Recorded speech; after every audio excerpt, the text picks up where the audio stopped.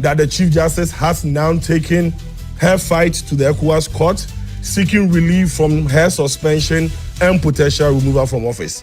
What is next? Is it a battle for her survival, or is she asking to be vindicated? We have recently also heard of discussions on the ban by the United States of America, visa ban restricting Ghanaians who hitherto were given 5 years of visa, now being given 3 months. What is the issue? Is this a geopolitical discussion? What about UN's LGBTQ plus rights? Ghana's vote on this. Is this a position Ghana is taking? Is Ghana going around what it has believed in? Is it a fight on our cultural values? These and many more are the topics we'll be discussing this morning, right after the break. Stay tuned.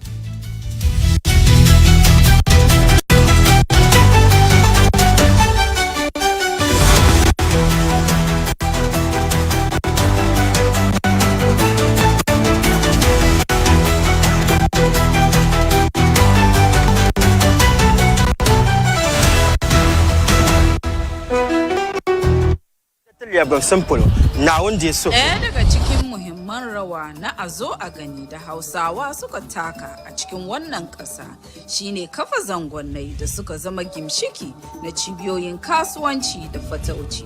Ko shakka babu, shi ke karfafa ingantacciyar tattalin arziki da kuma karfafa al'adun gargajiya. Wọ́n kẹ́ àbúrò àgbọ̀gbẹ́ kẹ́bí èèyàn wà. Kẹ́mọ̀ fi àwọn akẹ́ ọkọ̀ bí àbáwẹ̀yìn. Ni awele ka bu yẹn ni sana gbu abagule ke vitamin A ni sana hagbeke sani ahale Jujogbadodo kokodi yakatoi enyai ba angau kana mona chishipo iga chirodovania watan atrangau azunububuwe Sukuu no yeko buke adwunu no ma na vi sukuu no rebara o ke hu de bi ma do nwane ba wa ya okay agrekin more ngokwa ne Ebonijiman Adult education, showing from Monday to Saturday at 5 p.m. only on GTV. Meet Kwame. He's not just any Kwame. He's Kwame the TV license legend. Kwame knows that by paying his TV license, he's supporting GBC, our public service broadcaster, and he's making a real difference. Kwame's contribution helps bring our communities closer together. Because of Kwame and others like him, we will all have access to amazing TV programs, educational content, plus broadcasting infrastructures are maintained and our culture is beautifully promoted. So GBC is asking all to respond to this civic obligation and pay your TV license fee. For individuals, it's 3 CDs per month or 36 CDs per year. If you have multiple sets, meaning 2 or more in your household, it's 60 CDs per year. For commercial institutions, it's your number of TV sets by 36 CDs per year, and you pay the invoiced amount directly to GBC. So let's all take a moment to appreciate Kwame, the TV license legend. Wherever you are, just dial *447 *333 hash and follow the prompt. It's your civic duty, so pay your TV license today. GBC, the authentic and trusted voice of Ghana.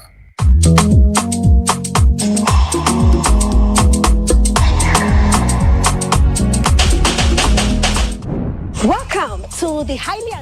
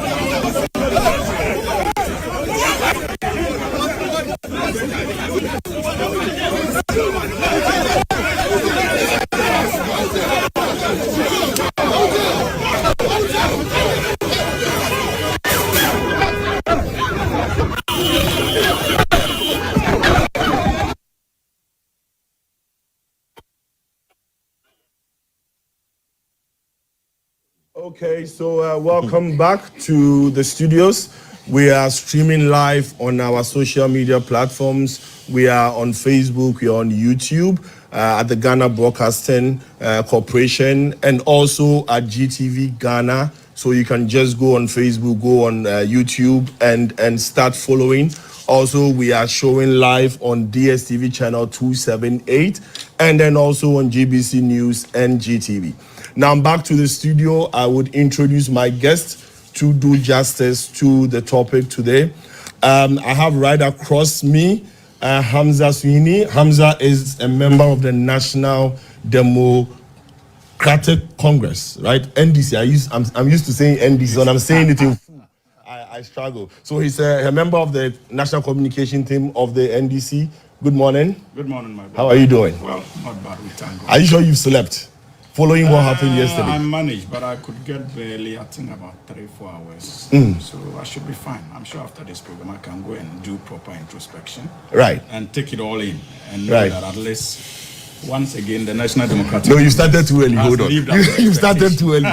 You started too early. Right. Next to him, we have the NPP. So since I'm using acronyms, so let me use the NPP. We have the Deputy National Youth Organizer, Isaac J. Hyde. Isaac, how are you doing? I can't say I'm fine. Have you slept? I haven't slept. I mean, you can tell from my eyes that, I look very tired. I can see. And beyond everything, yesterday was a sad day for Ghana. I mean, it was terrible. I mean, to be that helpless with all the state machinery in place, everything fighting against you. But of course, you can't also blame the NPP because officially the NPP did not go into this election. Right. We'll look into that. Yes. Because I'm wondering how officially you did not go, but in the collation room you had your national treasurer present. We'll discuss that one. Next to him we have Ni Papo Samwa Ado. He's a private legal practitioner. Hello, Ni. We'll talk about the law today. And a member of the NDC. Allow me to introduce him the way I want him to be introduced. Or do you want me to introduce as a member of the NDC? Right, viewers, so you can hear him say himself. I introduce him as a private legal practitioner. You can add the rest yourself. The proud branch chairman of the National Democratic Congress. Right, that's so. And then to my immediate left, I have my brother Emmanuel Kutin. He's the executive director for the Africa Center for Security and Counterterrorism. And also a member of the New Patriotic Party. Why are you adding things that the people... Oh, but he even went higher because he contested as a parliamentary candidate of the NPP in the Sababa constituency in 2020. So you're getting it wrong. I contested as an independent candidate. No, not as an independent. You contested the primaries of the NPP. Gentlemen, can we stay? You did. You are putting the credentials out there. He contested the internal primaries of the New Patriotic Party. No, let me clarify. Okay, so I'll allow you 1 minute clarification, then we go into the topic. Yes, my brother. I still remain a member of the NPP. Oh, brilliant. For the avoidance of doubt.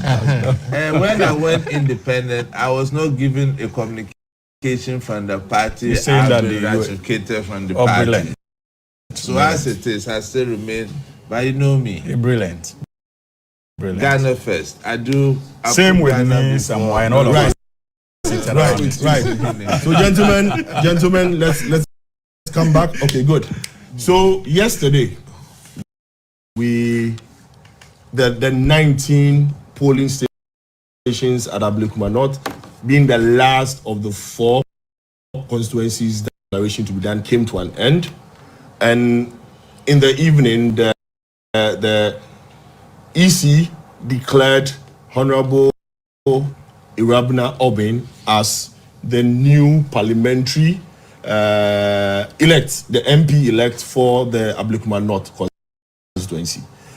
But first, I want to look at the duty of the elections, I believe, was stolen by the violence. Now, Mr. Putin, being a security person, at what point will we be able to say that violence in our election, in the form we took yesterday, can no longer exist?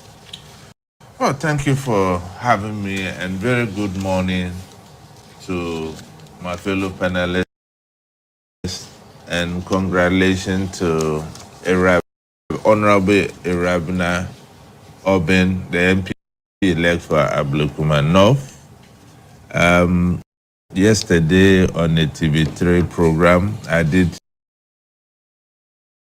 of our time and made the best candidate, given the violent nature the election took. She could benefit, the MPP candidate could benefit from sympathy votes, but that was not to be. But that is the beauty of democracy. I'll leave that to the politicians to digest that and focus solely on the security aspect. I also want to use this opportunity, senior officer, good brother Agozo.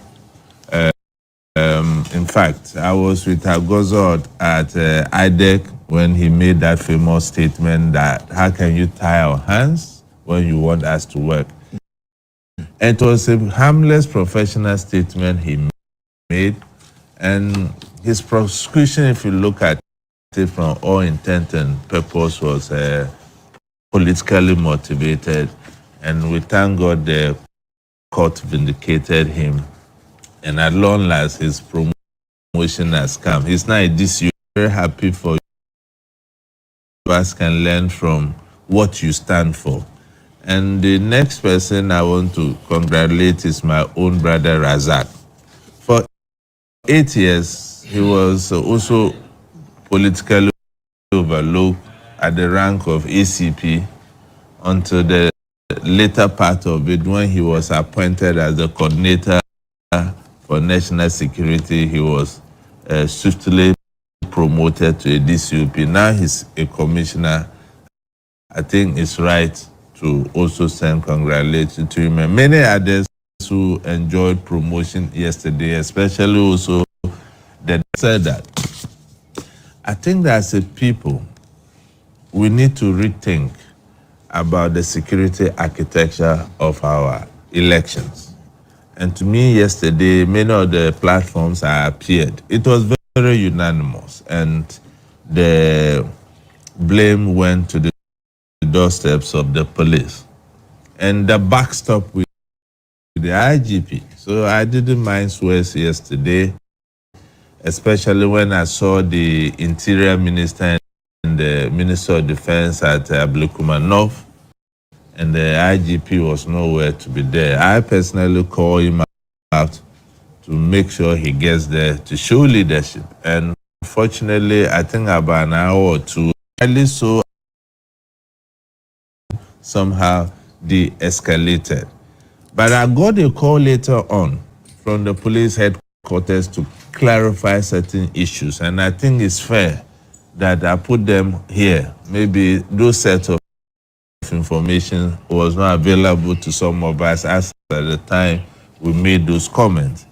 I think the IGP was of the view that since it's a constituency-related elections, at best, the region should take care of it. So all the blame more or less shifted to the region. But still believe that if it had gone down, under his reign, he has devolved a lot of the powers, unlike Dampari's time when it was centralized at the police headquarters. Now, the regional commands have the free way to even release their presses and those kind of things. So I still maintain that the police were not prepared for what happened at Blekuma yesterday. You know, the elections were so contentious, and for what intents and purposes, as a security watcher, they should have envisaged some of these things happening and putting the right mechanisms in place, operation-wise, to forestall any unforeseen circumstances. And you can imagine that a day before the election, they hadn't even come out to brief the good people of this country, the security arrangements they have put in place, the kind of communication channels, if there are disturbances and how such can be managed, until yesterday in the morning when they brought that. And I think it was belated simply because in a democracy, security is about the need to know. If the people don't know what arrangements are in place, how do they manage their activities to conform with the rules and regulations that more or less are being imposed on them just because of that elections? And I think that moving forward, they should put such measures in place. And we must also understand something. Security is about prevention. It's cheaper to prevent than to allow same to inoculate, and now you are now reacting to it. And another thing I saw that was so disheartening is, given how contentious this election had been envisaged, I think they should have put parameters.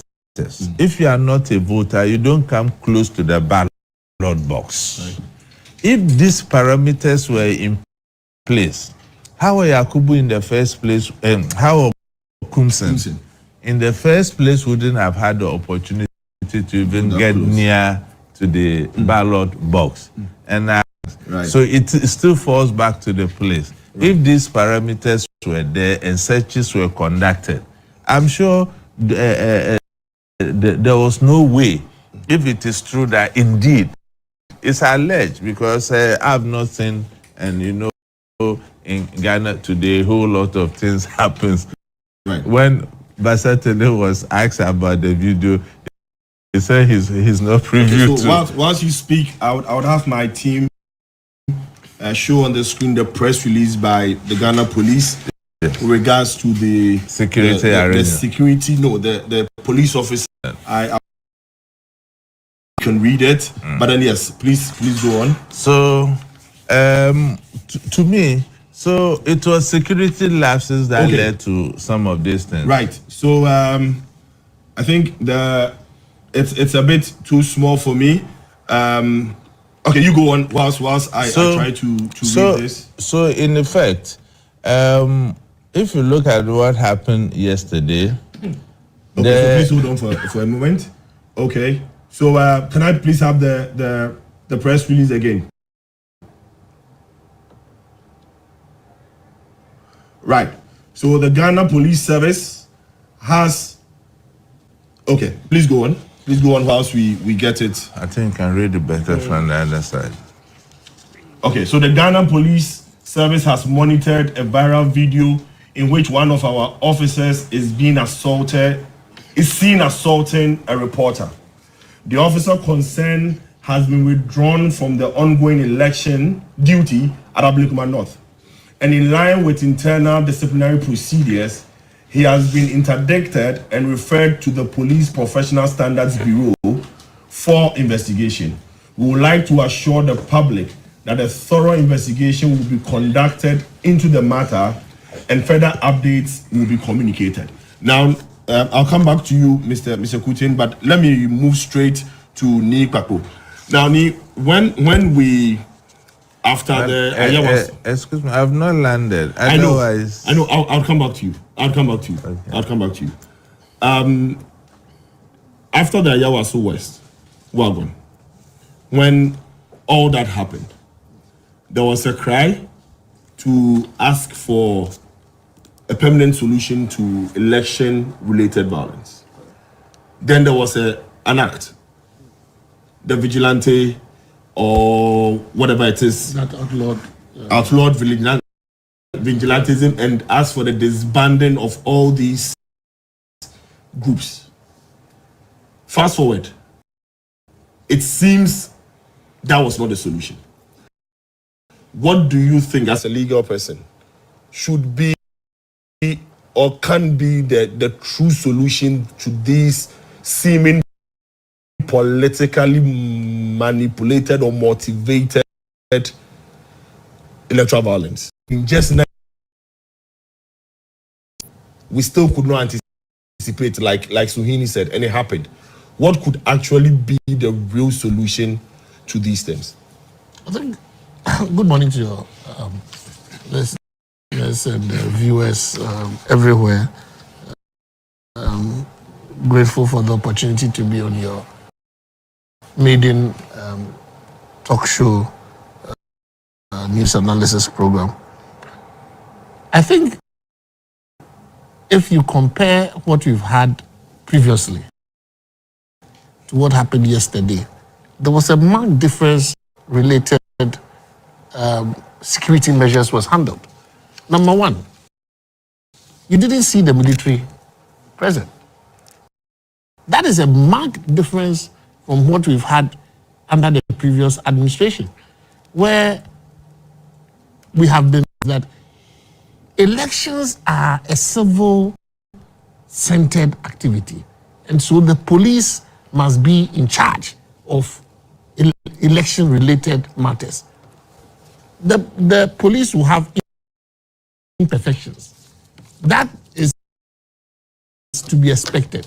There can't be a perfect election anywhere in the world, and Ghana will not be an exception. But we can work to minimize our elections by anticipating some of the problems and, of course, working to address them. But I think that for the first time, the Minister of Defense must be commended that when he gave his word that there will be no military presence on the ground, there was no military presence on the ground. And that clearly, you see, when you are in the midst of these elections, the absence of the military enables people to feel comfortable to go out there and vote. So for me, that's the first positive step, that the police were in charge of operations. Number two, in reviewing the police-led operations, were there flaws? Yes, there were flaws. Because if we had incidents of or pockets of violence or incidents of some form of assault and reactions, then we had a problem. So the police have a duty to do a post-review of what went on.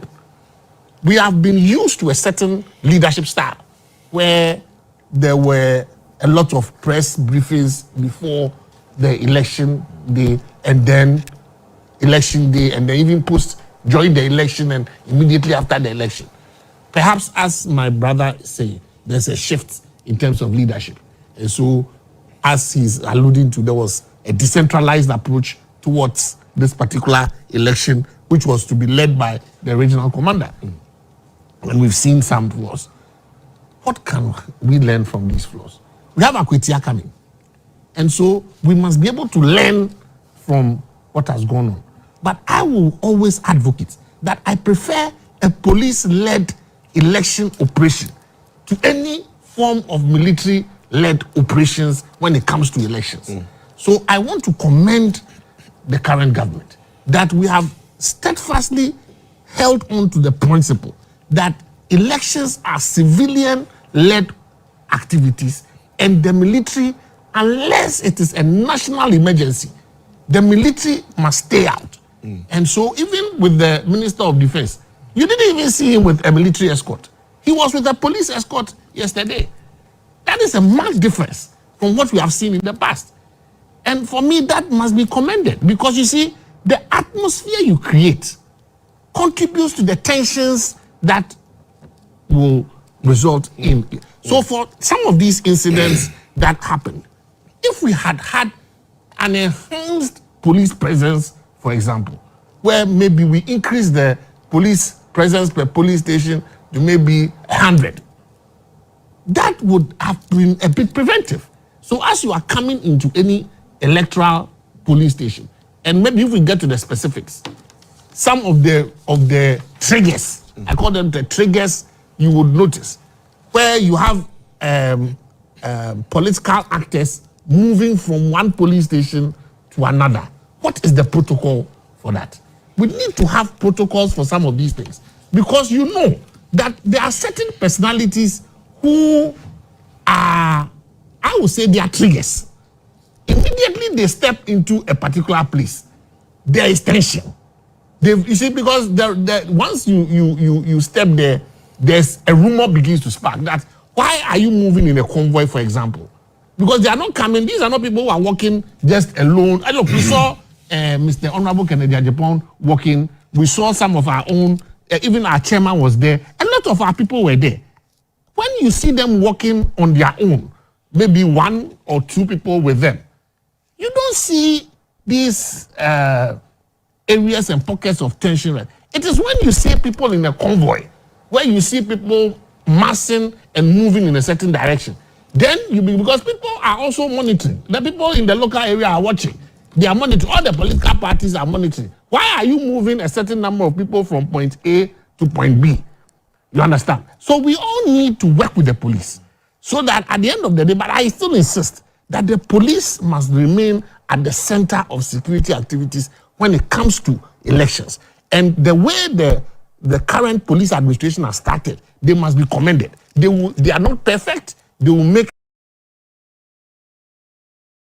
but we don't want to see the military being at the head of these things. And for me, that was the one significant takeaway that I had from the elections of yesterday, that it was a police-led event, even with all its imperfections.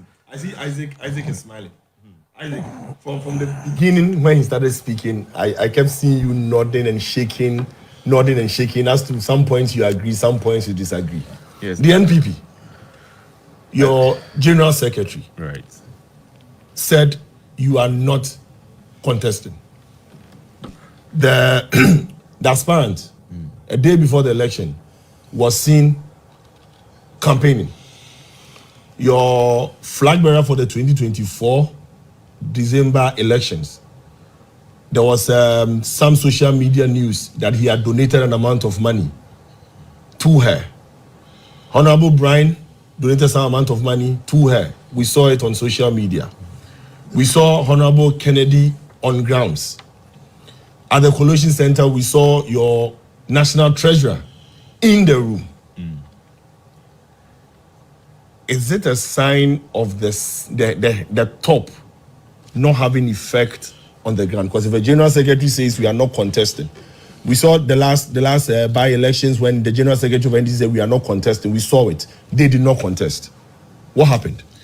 Well, thank you very much. Greetings to our cherished viewers this morning, and a special greeting to my lecturer, because if I don't greet, I will be in trouble. Are you supposed to be in lecture this morning?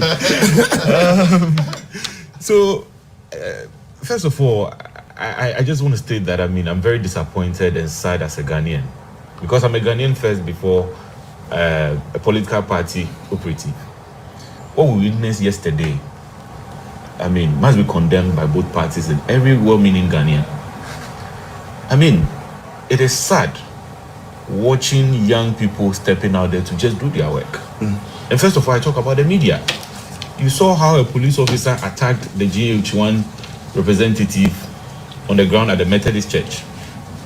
Then again, we saw another media house from Joy News. A lady was just standing there. She also got her own version of the NDC machinery. Beyond that, there were other individuals. A young lady was just standing there. A number of videos are circulating on social media. And in fact, it's an eyesore. I say this while also putting the blame squarely on the Ghana Police Service. Yesterday, they did a lot of disservice to Ghanaians. And I have no doubt that the police was in bed with the NDC in whatever happened at Ablekuma North yesterday. Because you see, take for instance, the polling station where Hawa Kunsun was attacked. And from the video that you are just playing, the number of police officers that were there, the number of intelligence agencies you'd expect, that for 19 polling stations, we could have no excuse to say that we don't have enough men on the ground. But when we commend the police for being present, and at the end of the day, they cannot do a basic job of protecting Ghanaians, then what have we achieved? But I'm also not surprised, because in any case, on the 4th of January, when the High Court directed that the police should provide protection to the EC in order for them to collate 3 polling stations, the police couldn't provide that. But yet, police was present to provide security for 19 polling stations. And I think that beyond the politics and everything, we need to come to a point where we need to think as Ghanaians and our nation. Because where it is going, it is scary. Chris Lloyd is my brother, our deputy national organizer. It is evidence from the video that you see out there that this is somebody who had just gone somewhere doing his observation of polling stations. Out of nowhere, a bunch of people sitting in the national security car. Some of them wearing... Was the car branded? And I mean, viewers can look at was the car branded national security. The white car that was leading them had a police strobe light, one that is normally used by the state security agencies on it. The white car that led them there. How did they come with that? It's our national security and everybody telling us that they were not aware that these men were being driven. Granted that it happened in Ayawaso West Wuogon. How long can we continue like this? There were individuals, I mean, people going about their businesses, who probably, for want of a better word, had nothing to do with what was going on there. Perhaps their polling stations were not even part of the voting as of yesterday. So viewers can see on our screen. And then look at what somebody's father going about his work. And I'm not saying that I'm condemning this while, closing my eyes to what has happened at other places. In Akotia somewhere in 2012, 6 people died. In Etiwa, Anita Desoso drove a car into people and a lot of injuries were caused. What did the Attorney General Martin Amidu at the time tell us? I think that as a political class, we need to be careful where this country is going. And, hit the nail right on the head and say that, Charlie, we need to put some brakes at certain places, because where it is going, people will start making comments. Violence begets violence. You leave some of these things unattended, and it gets worse each and every day. And power is transient. And I tell you that 8 years from now, 4 years from now, even 3 days from now, if you give some of these young people an opportunity, they will retaliate in equal measure. So I think that we need to, as a political group, and of course, while at it, a number of people have cited the attacks on Sam George at Ayawaso West Wuogon. What did Ayawaso West Wuogon do to us? A president and the party that was acting demanded that we disband political party vigilantism in this country. And that led to the introduction of the Anti-Vigilantism Act. The effect of it is that NPP as a political party disbanded every supposed, because we have never owned up to any vigilante group in this country, but every supposed aligned vigilante group to the NPP. Yes, but NDC also said they disbanded theirs too. Well, disbanded. And today, the effect of it is that you have NPP people saying that, there's a need for you to protect yourself because the state cannot protect you. Especially when in the full glare of everybody, we see police officers standing there. In any case, at the polling station, Dakwon Newman was a polling agent of that particular polling station. So she was standing there with her Akunzin. Out of nowhere comes a number of these young men pouncing at them. What do you expect the woman to do? A helpless woman, just observing proceedings. We can assume, some people can say that, what was she doing there? I have evidence of Asiedun Ketia and a number of men moving to other polling stations. Did anybody attack him? No. So we cannot whitewash the image of the Ghana police and create an impression that once the military was not involved, they have achieved anything. Right. It is my expectation that, as at this moment, the IGP will issue a statement. And just as he has said that there's been an interdiction of the police officer that attacked the journalist, there's also going to be some, measures to deal with officers that led this operation. Because I tell you, it is not everything also that came into the media. There were canvassers of the NPP. A gentleman, somebody used a screwdriver into the leg. I mean, some of these things were so gruesome that you can't describe it. And it's sad. I mean, a number of us leave our homes to do her job, maybe out of love for political parties. It shouldn't be reported that people are dying, people are being beaten. Today, Honorable Suhuyini is someone we all admire. Tomorrow it could be him. And maybe at that time, the situation could be worse. It's unfortunate. And I think that we must not bow our head in shame. And the media must not stop its work as at this stage. It must go further and probe and expect that every police officer who led this operation, who were in bed with the NDC to ensure that this thing was done. Because you could tell clearly that this is a hatchet job where a group of people are sat in the room and design this thing. Let's hold it there. I am not able to confirm that whether it's a hatchet job or they are in bed with anybody. All I know is we are seated here this morning. So, Suhuyini, before I come to you, can I have the press release by the Peace Council also on the screen? I'll read that, then after I'll come to Suhuyini. So can I have the press release for the Peace Council? Okay, so it says the National Peace Council calls for calm at Ablekuma North. Can it be bolded a bit for me? Right, so the National Peace Council has noted with concern the incidents of violence and the reported assault on journalists and the former Minister of State during the ongoing rerun of elections in Ablekuma North. Such incidents violate the rights of individuals and threaten the peace and stability of the nation. The Council strongly condemns these violent acts, including the assault at the Methodist polling station in Odoko, and urges all voters, security personnel, and observers to remain calm, exercise restraint, and allow the Electoral Commission and security agencies to carry out their duties peacefully. The Council welcomes the interdiction of the police officer involved in the assault of a journalist, and further calls on party leaders and the youth of both the NPP and the NDC to take a collective stance against political violence. We also call for swift investigations by the police to ensure the perpetrators are brought to justice. The NPC is closely monitoring the situation and calls on all stakeholders to prioritize peace and uphold democratic values throughout the electoral process. Suhuyini. Yes, sir. Peace. 30 years of democracy. We are getting ready for a by-election at Akwesia. This has just unfolded in 19 polling stations.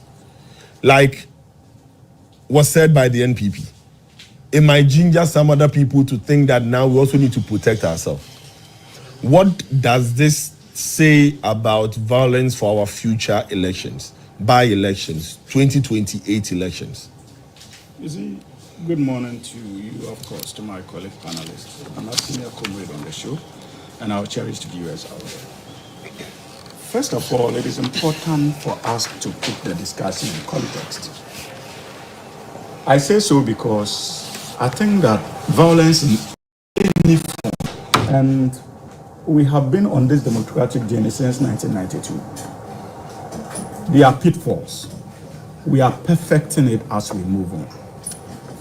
What we witnessed yesterday compared to what we witnessed in the past, unfortunately, rather, in a way, no, though, but speaks of minimal progress in terms of our collective effort to ensuring that we go about with our democratic principles in a way that is acceptable as far as modern trends are concerned. Right. And so for me, we can all decide to be hypocritical in our analysis. But regardless of the pockets of violence, yesterday's experience demonstrated measured progress in terms of how we conduct by-elections or reruns. Look, we are talking about 19 polling stations, and we had this unfortunate incident happening in one station. Thankfully, yesterday, we did not record any death. Thankfully, yesterday, we did not record an incident where people were cut with machetes. That was not recorded. Yes, the likes of Hawa Yakubu.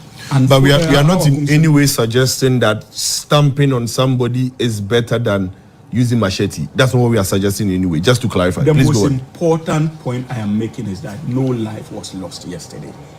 It is very important for us in condemning these unforgivable attacks. We must also accept that we make some progress, albeit discomforting. Right. And I make this because I'm making this point because my mind quickly went back to Techiman South. Indeed, it was not party apparatchiks who were shooting at innocent civilians. It was the military and the president of the Republic of Ghana then, Nana Addo Dankwa Akufo-Addo, was also the commander-in-chief of the Ghana Armed Forces. The NDC raised red flags and questioned our commitment to our democratic principles as a republic. I'm sure then my brother was gearing up to be politically active, so that was lost on him. Innocent civilians shot and killed in Techiman South. Even right after that, we went to Ayahuasca West Wagon. No, that was Ayahuasca West Wagon even came first. Before Techiman, yes. What didn't we witness in Ayahuasca West Wagon? A sitting member of parliament, for the first time, was openly assaulted by thugs identified as national security operatives. And these were some of the people who earlier on besieged a high court in Kumasi and threatened the life of a sitting judge.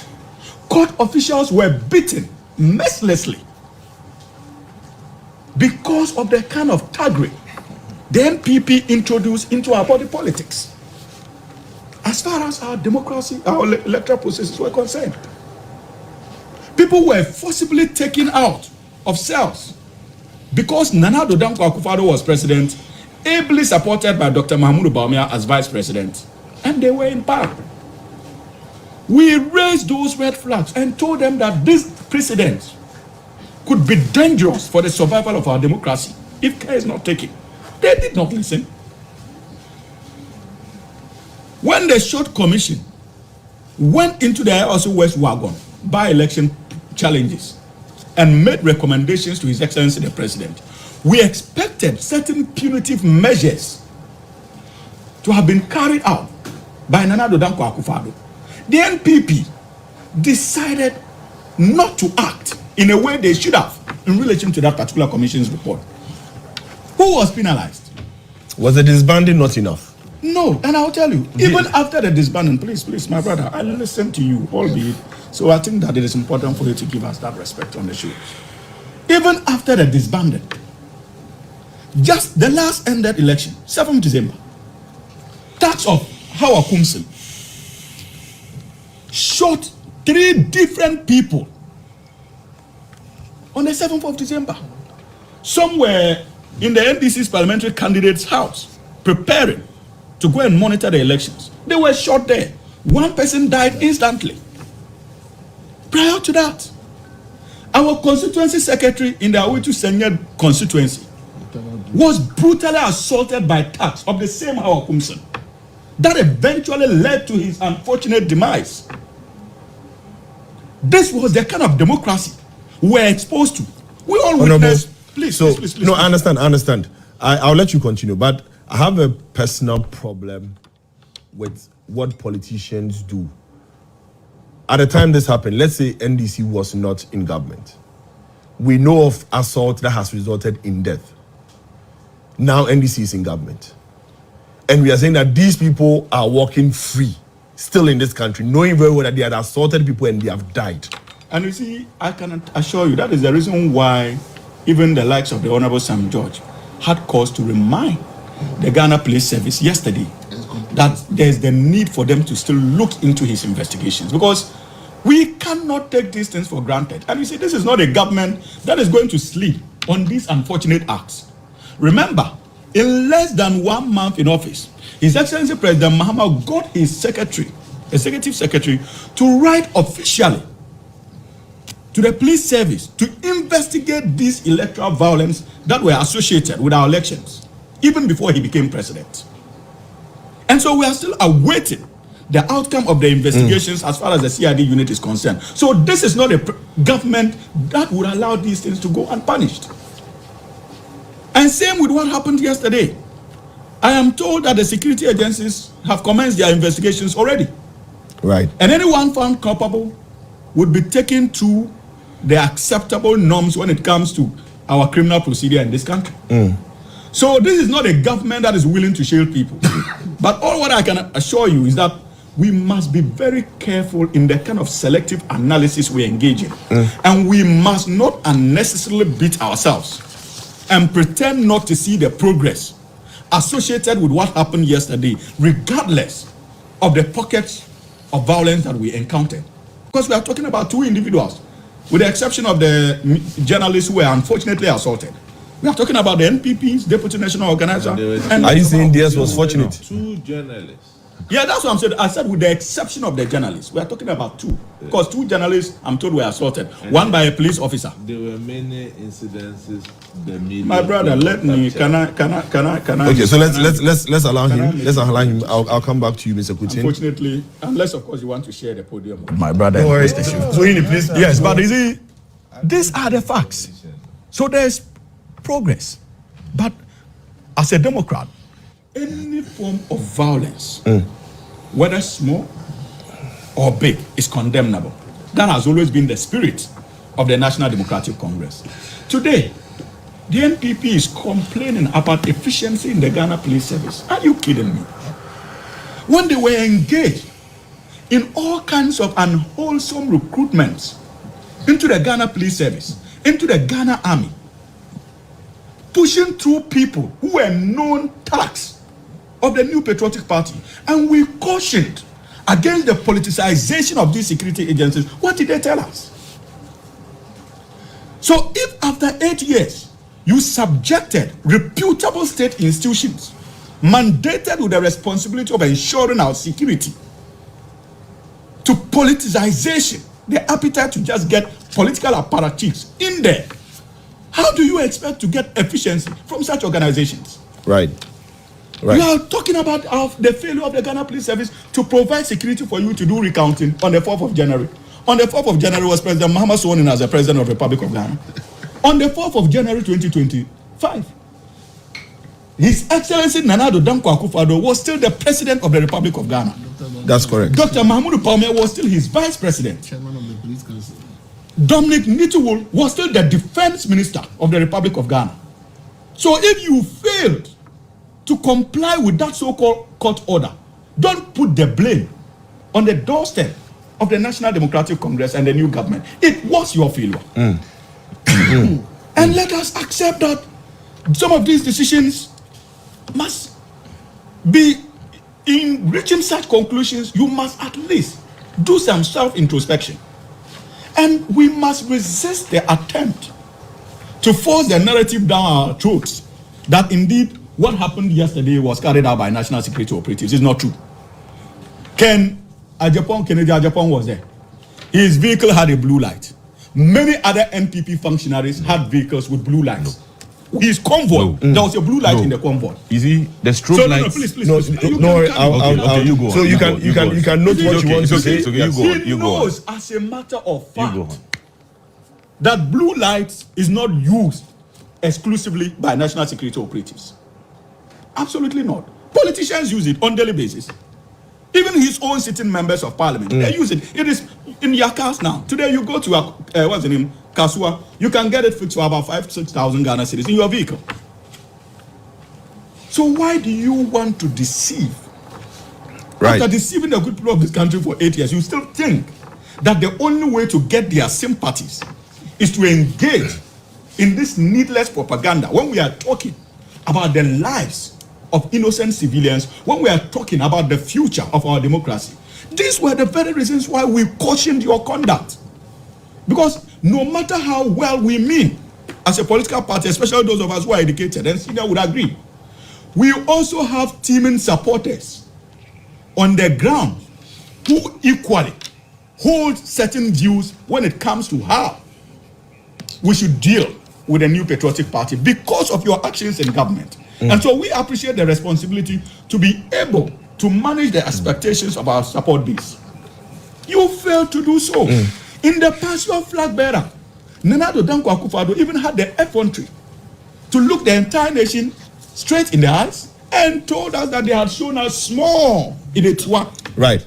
So hold it there. Small in a tour. No, but let me land. No, hold on. I'll come back to you. I'll come back. No. Don't do this. No, Sweeney, I'll come back to you. I won't let you do this. Sweeney, under a minute, I won't let you do this. No, Sweeney. You see, it is important for us to Sweeney, understand. Sweeney, hold on. The way you asked him whether he was sharing the podium with me, you are not also sharing it with me. Okay. So I'll give you just 30 seconds. Okay, good. 30 seconds. And this is real time, 30 seconds. Yes. So, but okay. I can assure the good people of this country on behalf of the government and the National Democratic Congress that we will do everything within our power to ensure that these things don't occur. And I know that people are concerned about the Akwatia. It will be a test case for the National Democratic Congress, and we will do the needful by providing security, by protecting lives and properties as far as that by-election is concerned, as a form of respect even to the memory of the late MP, who undoubtedly was seen as a gentleman as far as our political dispensation is concerned. So we know that the onus of defending this fourth Republican Constitution rests squarely on us. In any case, when we're drafting the Constitution, the MPP boycotted the processes. And it is not for nothing that the NDC has added it in our national anthem, that from victory unto victory, the NDC shall lead a stable democracy. Great. And we mean every word of that. So we would have a video showing the 2024 December flag bearer for the NPP, the December elections, DMB, as he's popularly known. He spoke on the violence. So let's see the video. After that, we'll return to Mr. Kutin to get his view. So can we have the video of DMB showing Dr. Mahmoud Bawumia speaking on the violence? This is not the democracy that we want to see Ghana. Our supporters are being attacked by thugs in the presence of the police, who have been unable to protect them. The candidate Ekwe has been attacked. Kawa Kumson has been attacked. Our deputy national organizer has been attacked. So many of them, Asante, many women have been attacked. At every election, we want to see that the democracy is being enhanced. This is very important for the peace and stability of our country. You recall that the background to this particular by-election is that the police told the EC that we're unable to provide security to collate 3 pink sheets, just security to collate 3 pink sheets. But for some reason, they were able to find security to conduct elections in 19 polling stations. And today, our people are being attacked with the police presence and unable to provide security. We don't want the country and political parties to start to think that they have to provide for their own safety. This would be a recipe for disaster if a political party has to raise their own army to give them protection during an election. But this is the message that is being sent.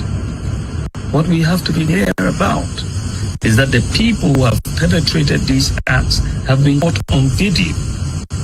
I call on the president to take action, and all the people in charge of this country, the administration, to take action to bring the perpetrators to book. Right. So, Kutin, right, back to you. Now, earlier, before I took it from you, you were speaking to the police or the national security been able to have anticipated this and prevented this? Could this have been anticipated? Of course. This is not the first time we are running elections. And the police as an institution knows that when there's any form of elections, we have this electoral management board. At the national level, more often than not, the IGP chairs. When it is at the regional level, the regional commander chairs. And at the constituency level, you have the municipal and district commanders chairing. And more often than not, you can't go for any in this nature, you will not anticipate any pocket of violence. And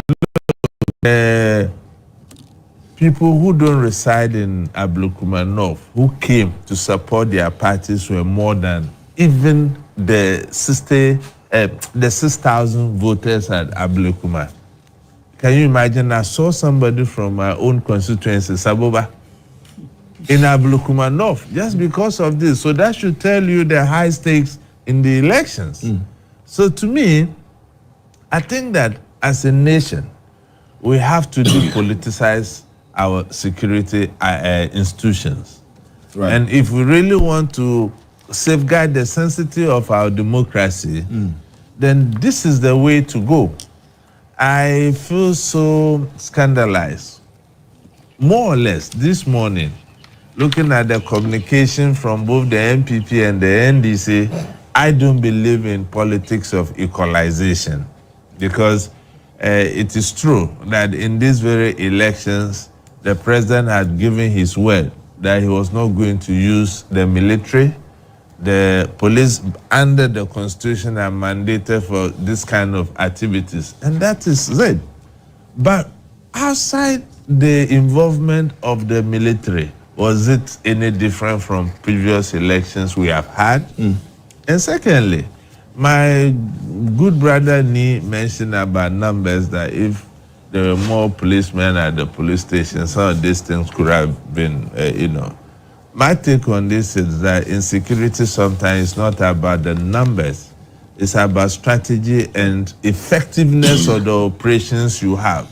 And in these very elections in Ablekuma North, it should be intelligence-led, many days even before the vote.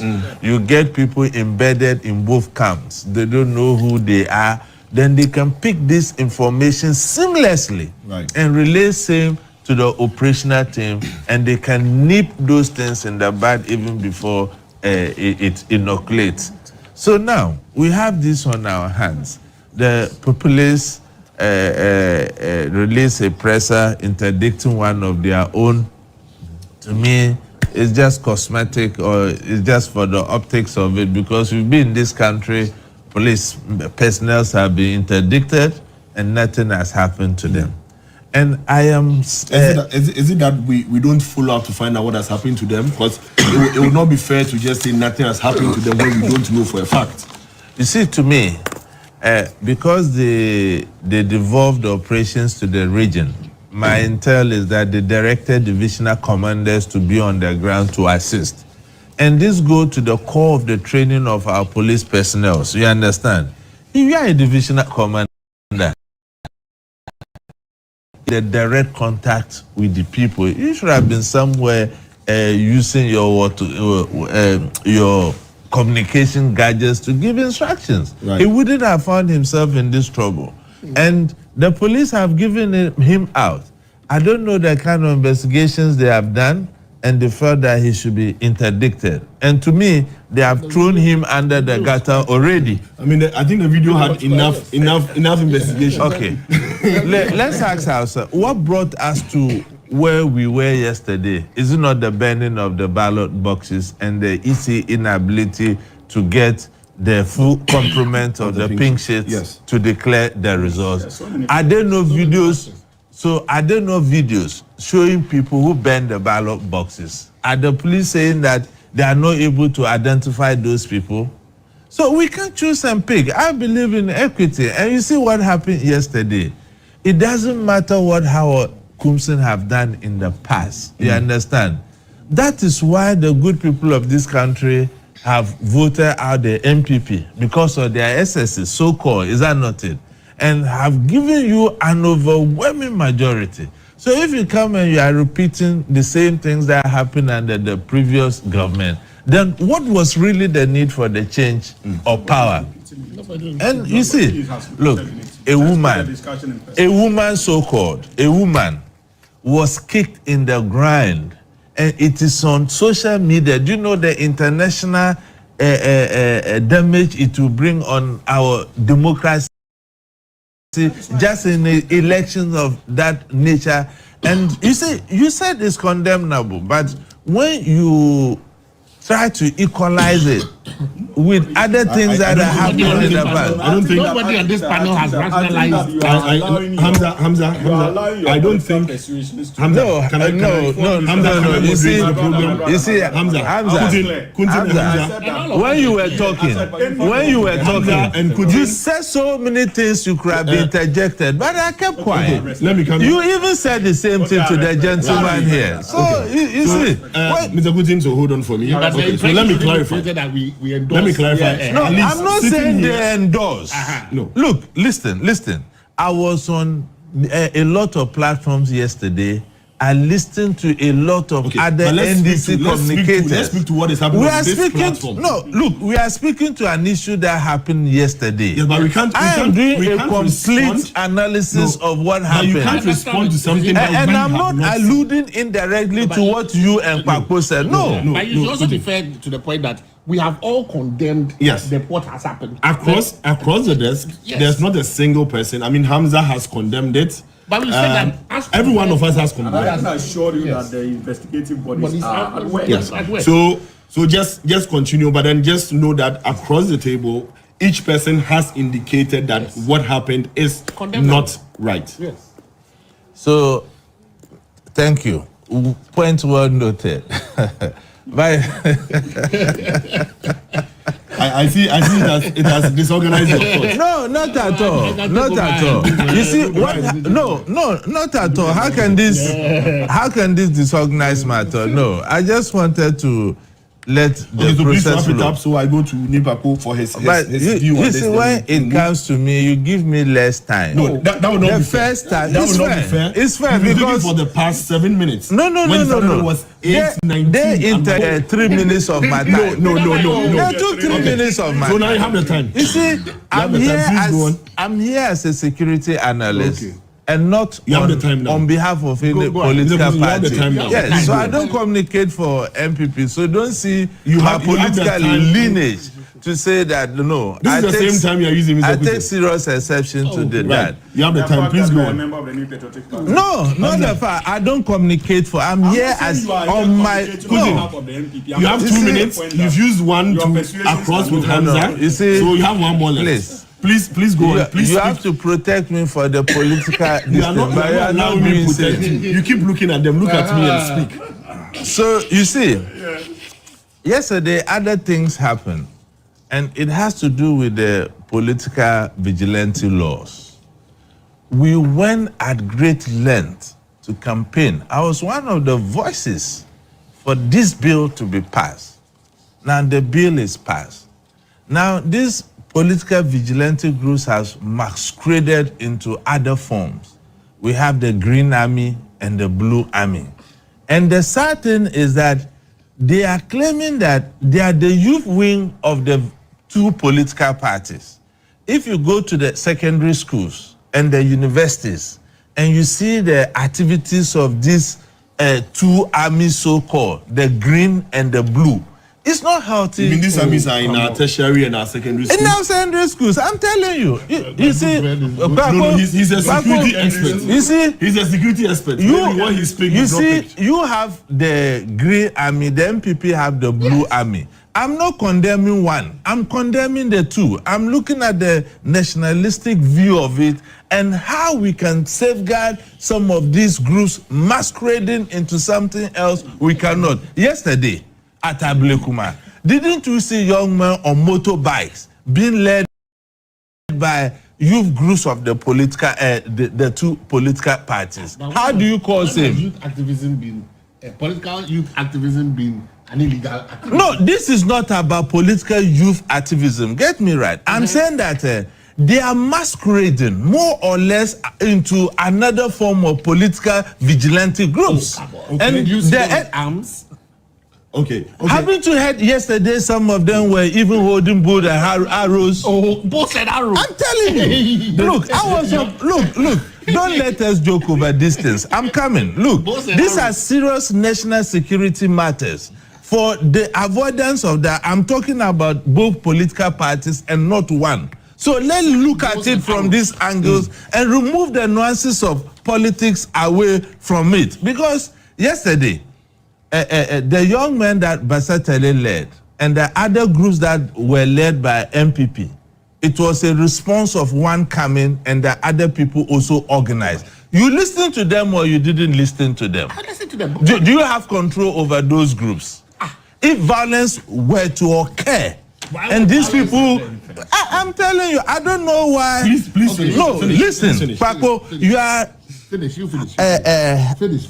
You know, speak. Finish. You have the time. Speak. This is a very serious security issue we are talking about. Telling me that with all intent and purposes, for the sake of our elections, we can organize mature men and our youth in the name of youth mobilization. Is that what is done in other jurisdictions? We are learning from best practices. Is that not the case? Okay, right. Have you seen that happen in best democracies? Let me move to. Let's differ. Let's contextualize our debate and also not blow certain things out of proportion. The youth wings of all political parties, ANC, what have you? They have always been the basis of activism. Mandela, what have you? Where did they all emerge from? They emerged from the youth wings of their parties.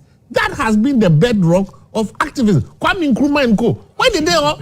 When he went to the UK and if you read the history of all our political history, where did they all emerge from? It's not the form we are seeing. No, you may have concerns. No, hold on. You may have concerns, but look. We live in a social media era. One of the things that is credited to the NDC is how attractive our branding became when we went social with some of. In fact, our youth organizer is credited with changing the face of our brand when it comes to the NDC's youth wing. You can never have seen our youth wing holding machetes or this. They do. It is motorbikes. They go for a ride. They go going door to door, sharing T-shirts, active. Because the point is, our population is youthful, and so if you don't have the designs and the things that will attract the young people to your party, you would lose out, because that is why we are in a social media era. So we have TikTokers, we have all the people on TikTok too that become. I think we are. If you have specific examples of anyone going overboard, I think you can hand over the evidence to the security services. But beyond that, let us not criminalize or let us not always impute ill motives into genuine attempts at whipping up the enthusiasm of our youth.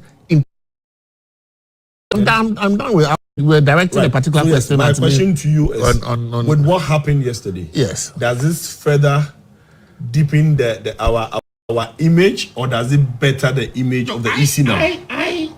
I started off on a certain thing, and for me that was what was most focal for me. Once my brother took it from another point. My point was about the issue of the military. I am an advocate. That is settled. No, it's not. It's not it is not a matter of being settled. It is a policy shift. A policy. Oh, hold on. My brother. My brother. My brother. You are you know good thing. You were here. Oh no, I don't have a problem. You can no. Let me break. No, hold on. No, you are not. No, chief. If you go, chief. If you go on break, then you have to come back to me because you have to come back to me. I need to come back. Yes. No. I was making my point. No, chief. I was no. I was making my point. No, at least let me close. Let me close my point. Just hold on for me 1 second. I'll let you close what you have to close. Putin, when you were speaking and you were being interjected, you raised concern. But you didn't save me. I saved you and you allowed them. No.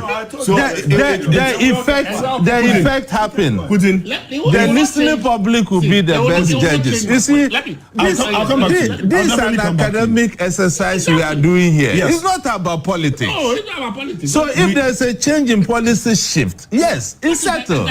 But what has been the effect? Let me tell you the effect. Let me give you the effect. The effect is this. In 2020, okay, you had a situation where innocent Ghanaians, as my brother said, were killed and there was no accountability. You see, for it. You see, hold on. Is it not the equalization I spoke about? You said I am misunderstanding that.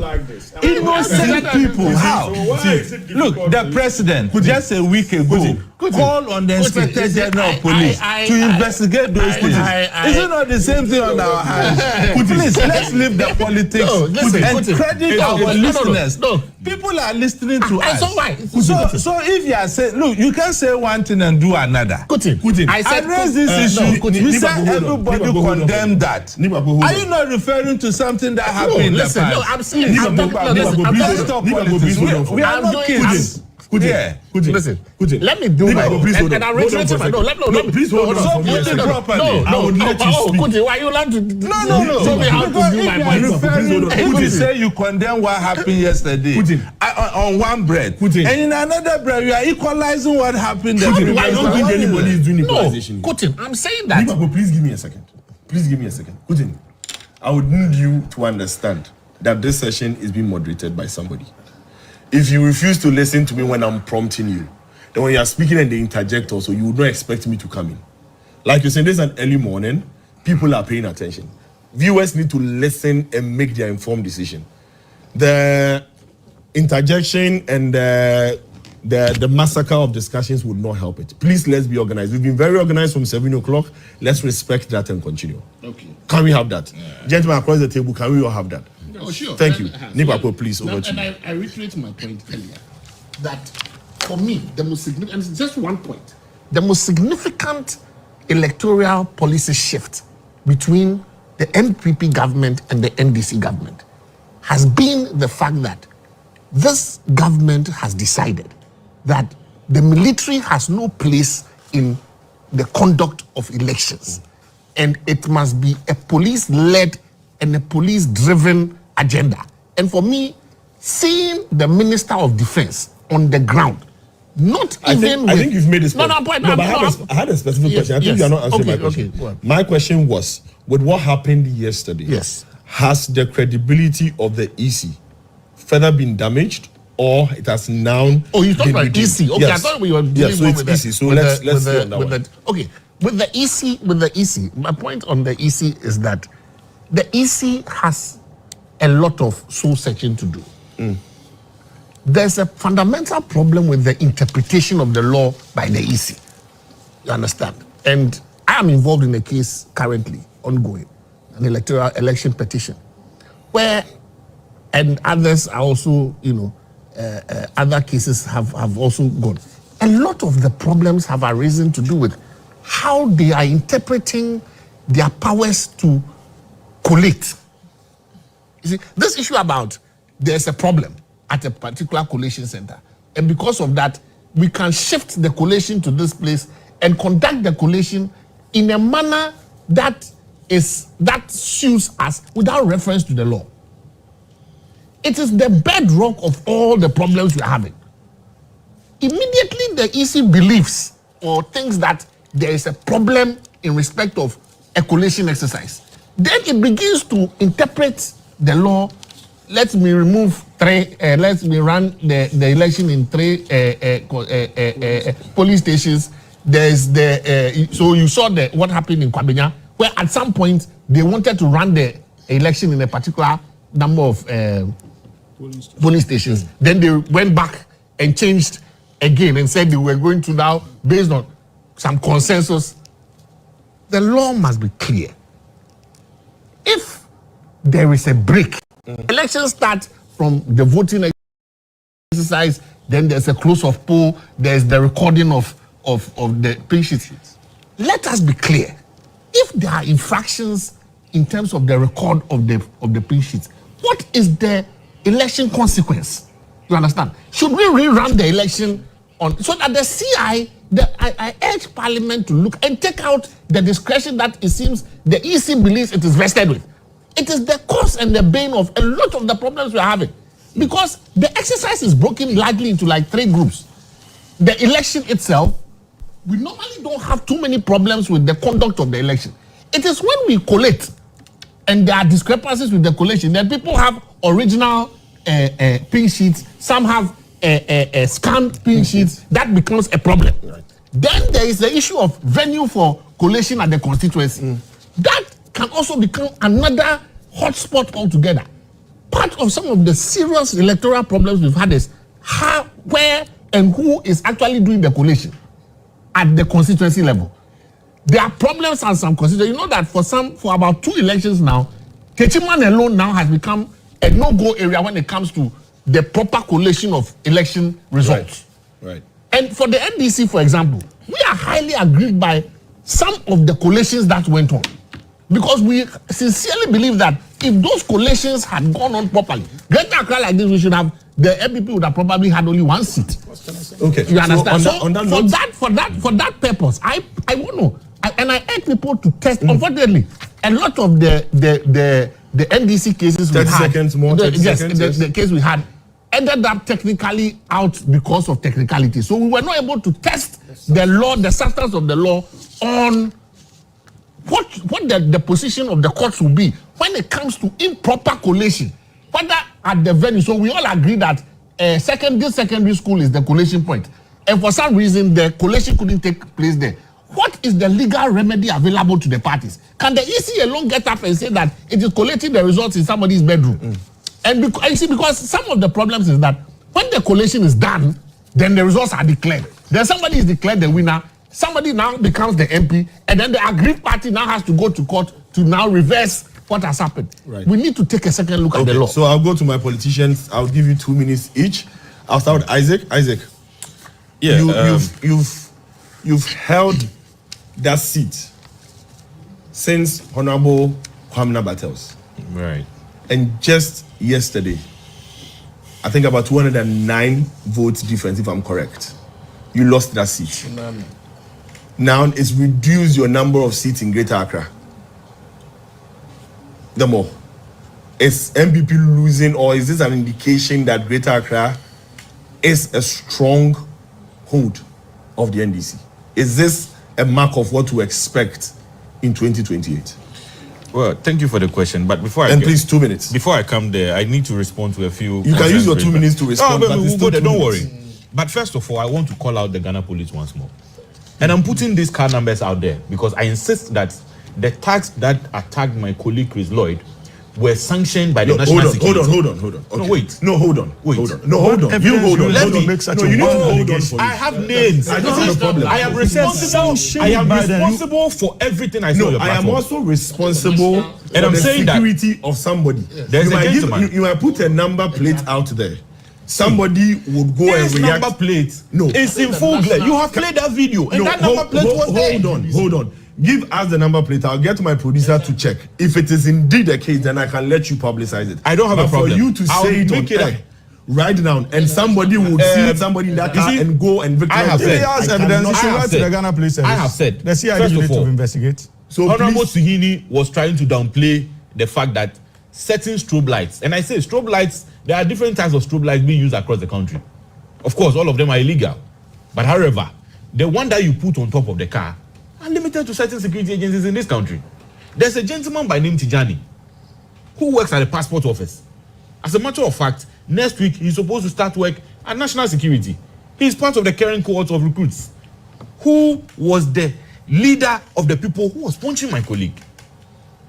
But for your intervention, I would have put those card numbers there. So make it available to us. Then it is public knowledge. It is available to everybody in this country. I would expect that in no time, as part of the so-called investigations that the police is conducting, they need to tell us how. So next minute, please speak. Then secondly, he's also spoken about sham recruitment. In Asawase, before Honorable Muntaka became currently the Minister of Interior, we've seen people parading themselves, thanking him on social media, how he's recruited them into security at a time when people was in power. If it was sham, how was he sending people in there? But let's put all those things aside. Today I'm telling you, MPP at some point in time held about 21 seats in Greater Accra in 2016. Right. This is politics. Greater Accra is a very cosmopolitan and a sophisticated region. Today, we may have lost Greater Accra, but it doesn't mean that we are done. We have another election in 2028. We shall prepare, we shall organize, and we shall make sure that we wrestle the power back from the NDC. Right. But the impression should not be created as though the NPP is a bunch of cowards. It's a matter of principle. The EC's action sold a recipe for chaos, and it has affected our electoral order. The EC should not declare results and then unilaterally turn around and say that we are going to change that position. What happened to the representation they made in Parliament? What happened to the communication they issued to the Ghanaian people that only 3 polling stations were left in Ablekuma North? And it is also, let me also say, I'm from Ablekuma North. That is my home constituency.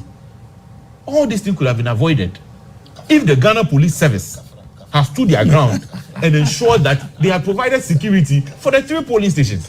What the NPP sought to do was to ask that the pronouncement of the courts should be enforced. Yes, but the court says that collect and declare. Isaac, at the time, so how are we here? Your government was in power.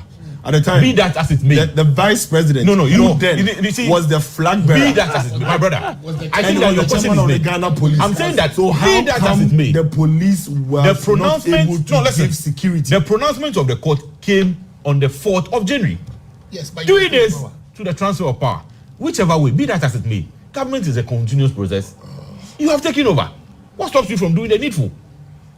In any case, we were supposed to run elections in 19 polling stations. He doesn't know that. Certain polling stations had over 50 police officers. Yet you are telling us that the 50 police officers could not protect the people and the persons working there. Yet my lecturer is telling us that they need 100 police officers. Assuming we are running elections across the whole country, the total number of polling stations, do we have to necessarily send 200 police officers to every police station? No. And to the extent that we are now trying to make it look like the military is fomenter of trouble or whatever it is, it doesn't matter. Right. Even if fire service officers are in charge of security, they will be expected to do their work. Right. And the government must be held responsible for the outcome of this election and all the damages which have been done to people. Is the rerun victory yesterday? I mean, the victory that has kept you awake and made you sleep only 3 hours. Is there an indication that the NDC now has a strong, or this is the turning point for the NDC in the Greater Accra region? First of all, I only have 2 titles. I'm no honorable. I'm yet to get there. One as a lawyer and the second as a proud comrade. Right.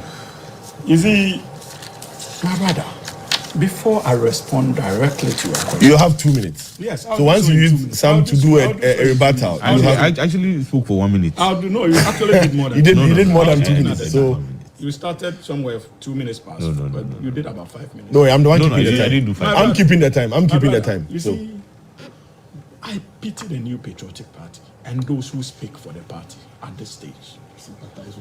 I do so because all the things they seem to be complaining about are effects of their bad judgment that they exhibited when they were in power. Remember, when they decided to remove Charlotte Osei from office and proceeded to replace her and her 2 deputies with known partisan operatives, the National Democratic Congress raised questions about the competence of these appointees. Indeed, the National Democratic Congress was not alone. Imani Ghana questioned the competence of that electoral commission. It is their work that led, for the first time, to a situation where, as a republic, we could not get some people representation in parliament for 4 years. Salkis, remember? Wrong calculation. Yes, and even the computations of presidential results became a problem under these guys. When we started the EC is an independent body. Let's allow him. But if you say under these guys, the EC is an independent body. I think it's an established fact. Yes, I think that we need to. You need to make that clear. When I say these the EC has no bearing to the government of FPP. So let's. He said under these guys. I wanted us to make it clear. So the EC is not under any NPP. Yes, that's it's an independent body. Hamza, please go on. The EC. Hamza, please go on. We choose our words carefully. The EC ought to be an independent body. Thank you very much. But unfortunately, we decided as a matter of policy to pack same with partisan apparatus. Hamza, hold on. No. Who is the party apparatus? If you say it's true. Nibagbo, thank you. Hamza, please stick to the question I asked. No, but it's important that, you see, as a ruling government, I owe both a duty to my party and my government to ensure that I do not allow misinformation to become the order of the day. And you see, that is why I'm making the point that we agree. We have been consistent from day one that the actions of this Electoral Commission constitute a threat to democratic stability. Now they agree. Because whatever happened yesterday was a consequence of the bad choices of this Electoral Commission. And today the MPP agrees because they are at the General Secretary of the party has said that he would not. But we've seen my General Secretary hasn't said anywhere. We've seen a comment on social media. My General Secretary hasn't said anywhere. Isaac, what I'm saying is that there's been. I'll let you come in. We must also point out the hypocrisy of the NPP. Because they seem to only find problems with our actions and laws when they are at the receiving end. Remember, even with the removal processes of Charlotte Osei, when we raised questions about the procedure of Article 146, they were quiet. Today, the Chief Justice is caught up in the same web. And 30 seconds more. There are problems with that processes.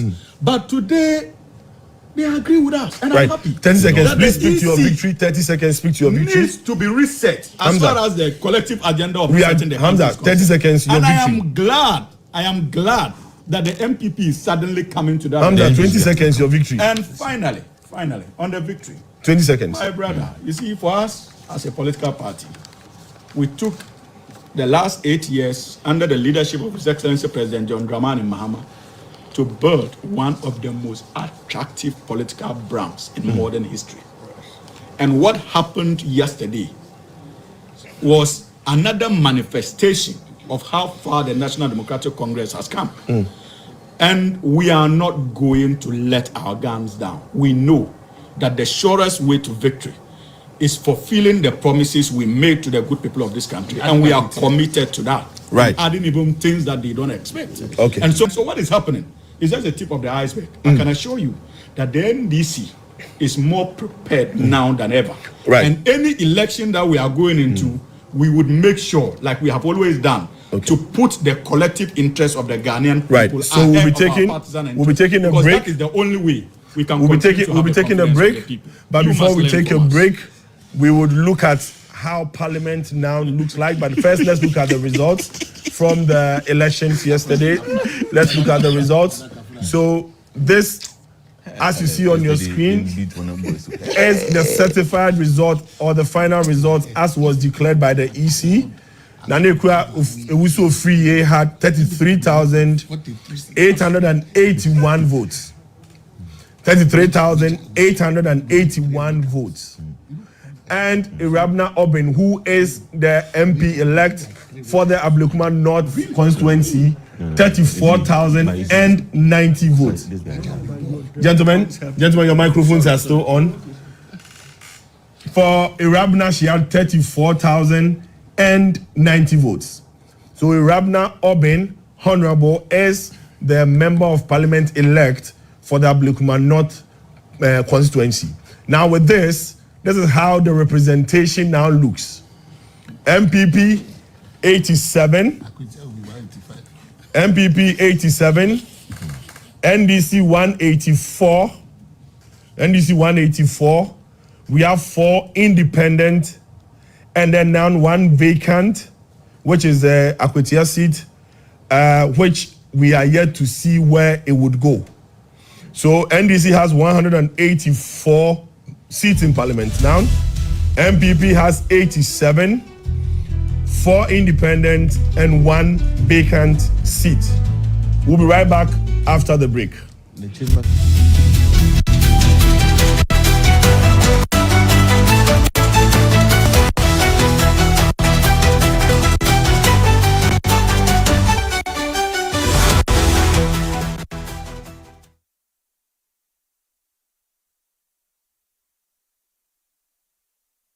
binshaɣu din kpɛrina kamali ka di mali bukata nin mina zamani nu timbu zan jɛndi ti lɛbigimsim polo naawun deei so. Ɗaya daga cikin muhimman rawa na a zo a gani da Hausawa suka taka a cikin wannan ƙasa shine kafa zangonnai da suka zama gimshiki na cibiyoyin kasuwanci da fatauci. Ko shakka babu shi ke karfafa ingantacciyar tattalin arziki da kuma karfafa al'adun gargajiya. Wakake abuna gogbe kebiye ehia wa. Kemo fia market okobia baweni ni awele ka buye uni sanagu abagule. Ke vitamin A uni sana haglike sani ahale. Jujogbarudo kokodi yakatoi enyaiba angau hana mona chishipo iga chirodovania. Watang atrangau azunububuwe. Sukuru no yako buke ya adwunu. Normal ane vi sukuru no le bara. Oke mu de bi ma do wane. Ba wa ya. Okay. Agreken mo le ngokwa ne Ebonu Jiman. Ma ya le wiade ne wane. From Monday to Saturday at 5 p.m. only on GTV. Meet Kwame. He's not just any Kwame. He's Kwame the TV license legend. Kwame knows that by paying his TV license, he's supporting GBC, our public service broadcaster, and he's making a real difference. Kwame's contribution helps bring our communities closer together. Because of Kwame and others like him, we will all have access to amazing TV programs, educational content, plus broadcasting infrastructures are maintained and our culture is beautifully promoted. So GBC is asking all to respond to this civic obligation and pay your TV license fee. For individuals, it's 3 CDs per month or 36 CDs per year. If you have multiple sets, meaning 2 or more in your household, it's 60 CDs per year. For commercial institutions, it's your number of TV sets by 36 CDs per year, and you pay the invoiced amount directly to GBC. So let's all take a moment to appreciate Kwame, the TV license legend. Wherever you are, just dial *447 *333# and follow the prompt. It's your civic duty, so pay your TV license today. GBC, the authentic and trusted voice of Ghana. In a world where clean water and effective waste management are crucial, where well-designed roads and drainage systems are vital, and in a nation where innovation and technological progress are advancing, then the question will be, where is Ghana positioned in her urban development? What efforts that our urban city level? Join me and the professionals as we delve into the root causes and examine practical solutions, raise awareness, drive change, and strive for a cleaner and safer environment that can impact our daily lives. Watch Public Concern on GTV this and every Tuesday at 8 p.m. Public Concern, the urban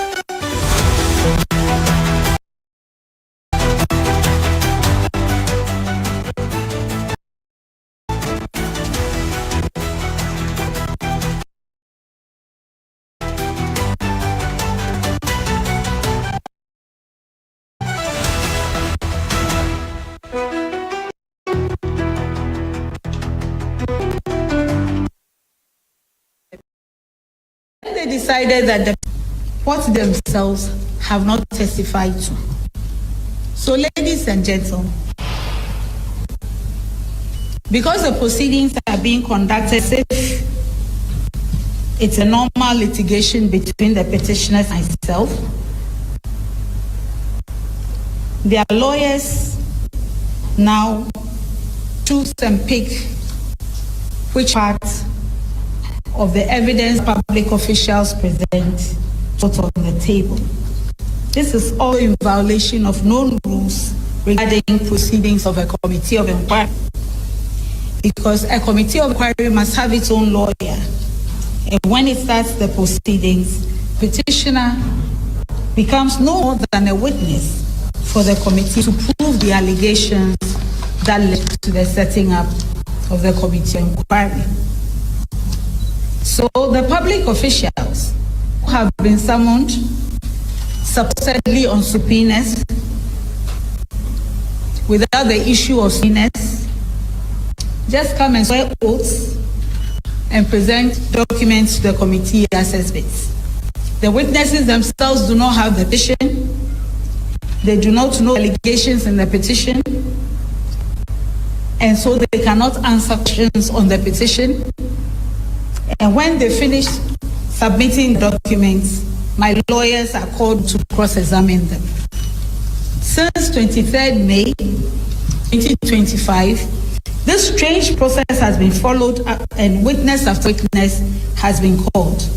Nebuchadnezzar's situation, in which he demanded that the magicians in his court should tell him his dream and also interpret it. My lawyers are left to guess which allegations in the petitions that I received on 27th March are supposed to. Right. So just left our screen was is the suspended Chief Justice.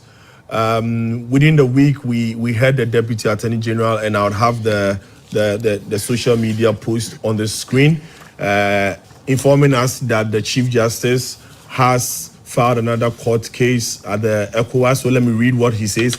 This is Justice Sai. He said, I can confirm that the Chief Justice, Her Ladyship, Justice Gethu Tokonu, has filed another court case, this time at the ECOWAS Community Court in Abuja, Nigeria, against the Republic. In the case, which was filed on July 4th, Her Ladyship repeated the same allegations of human rights violation, which are currently pending determination before our Supreme Court, and also before our High Court in respect of the ongoing removal process. Essentially, Her Ladyship argues that by her suspension, she has effectively been removed from her official capacity without a final determination, impairing her right to function and serve in the position she was constitutionally appointed to. I would decide not to read the closing salutation, but so I'll leave it at where the quotation marks are. Now, coming in studio, Nibaku. Yes. Is this a case of the Chief Justice fighting to be vindicated, or she's just punching above just to make sure that her rights are not infringed upon?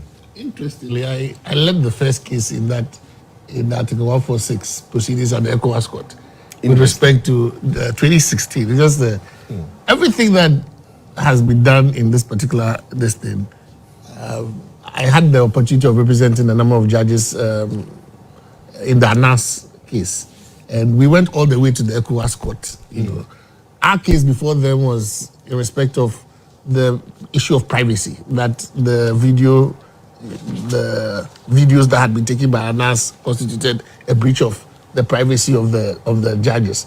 But it is a right afforded to any citizen of an ECOWAS country who believes that his or her rights have been aggrieved by the state and that you are not finding adequate remedies within the local jurisprudence. We set up the ECOWAS Human Rights Court to address that. We even have the African Human Rights Court as even another layer for you to be able to access.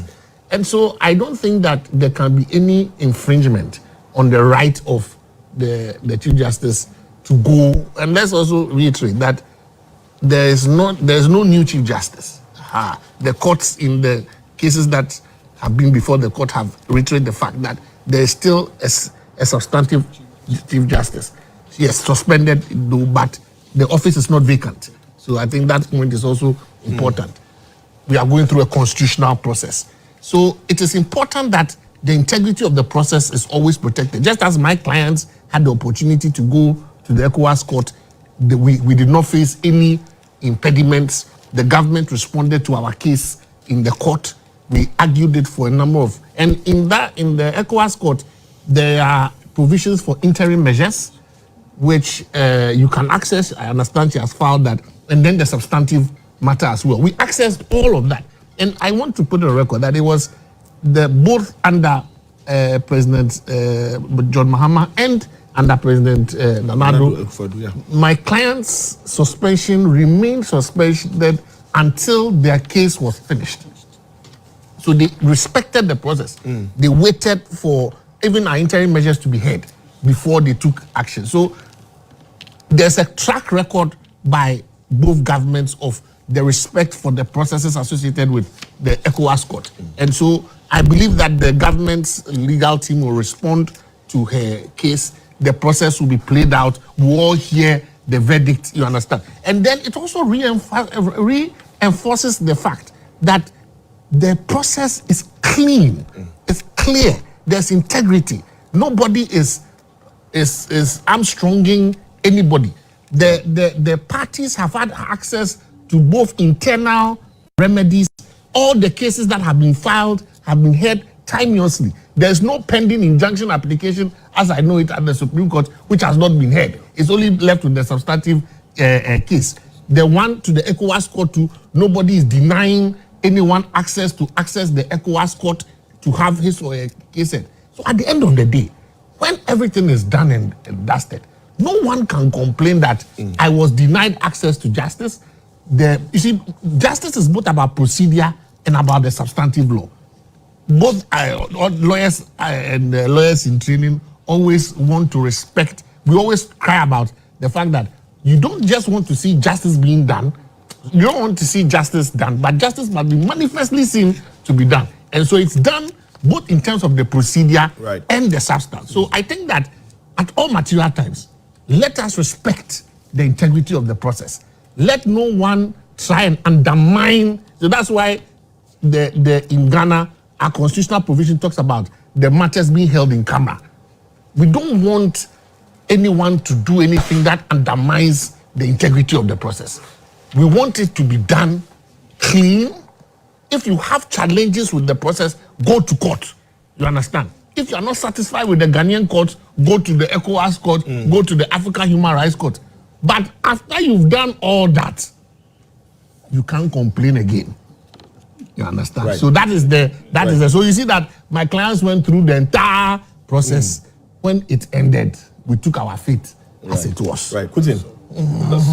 Kutin, well, can we say this further deepens our, you heard Nipapo, does this further deepen our democracy? Or does this show the difficulty for someone who is power drunk, preventing the power to be taken away from her? Oh, that's the beauty of democracy. I think that, like the legal people are saying, it is within her rights. And I encourage government to respect the ECOWAS court, because it was not established out of a vacuum. It was the understanding of members of ECOWAS states, and they saw a need for it. And he has cited examples where he has even been there on 2 occasions. But my challenge with the removal of the Chief Justice is the political nature it has taken, one party defending and the other party feeling that she has not done her jobs right and she must go. So it boils to the bottom line of building our institutions. If our institutions were very strong and devoid of the nuances of politics, I'm not sure we'll be having these conversations to begin with. And there are other examples. The Nigerian Chief Justice, when Buhari came and removed him, he accessed the same processes, and I think he won and was it reinstated? No, there was one that I'm not sure. Okay, I'll check. He wasn't. I can get my team we to can check, we can look at that. Yes. So I think that the president has also done very well on this matter because when this case came up, he resisted every attempt to divulge anything into the public space until the lady Chief Justice herself leaked portions of those things to the media when the president gave us copies of those things.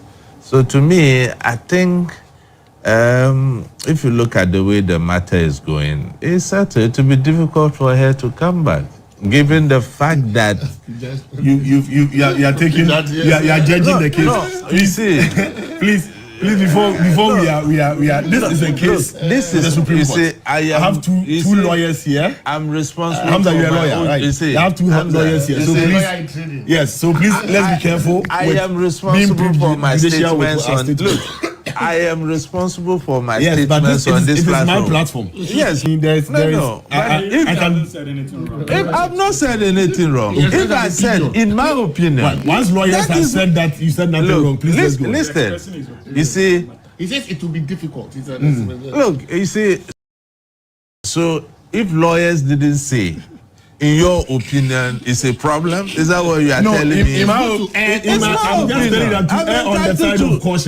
I'm entitled to my opinion. Yes. And I'm responsible for the heckling on this show.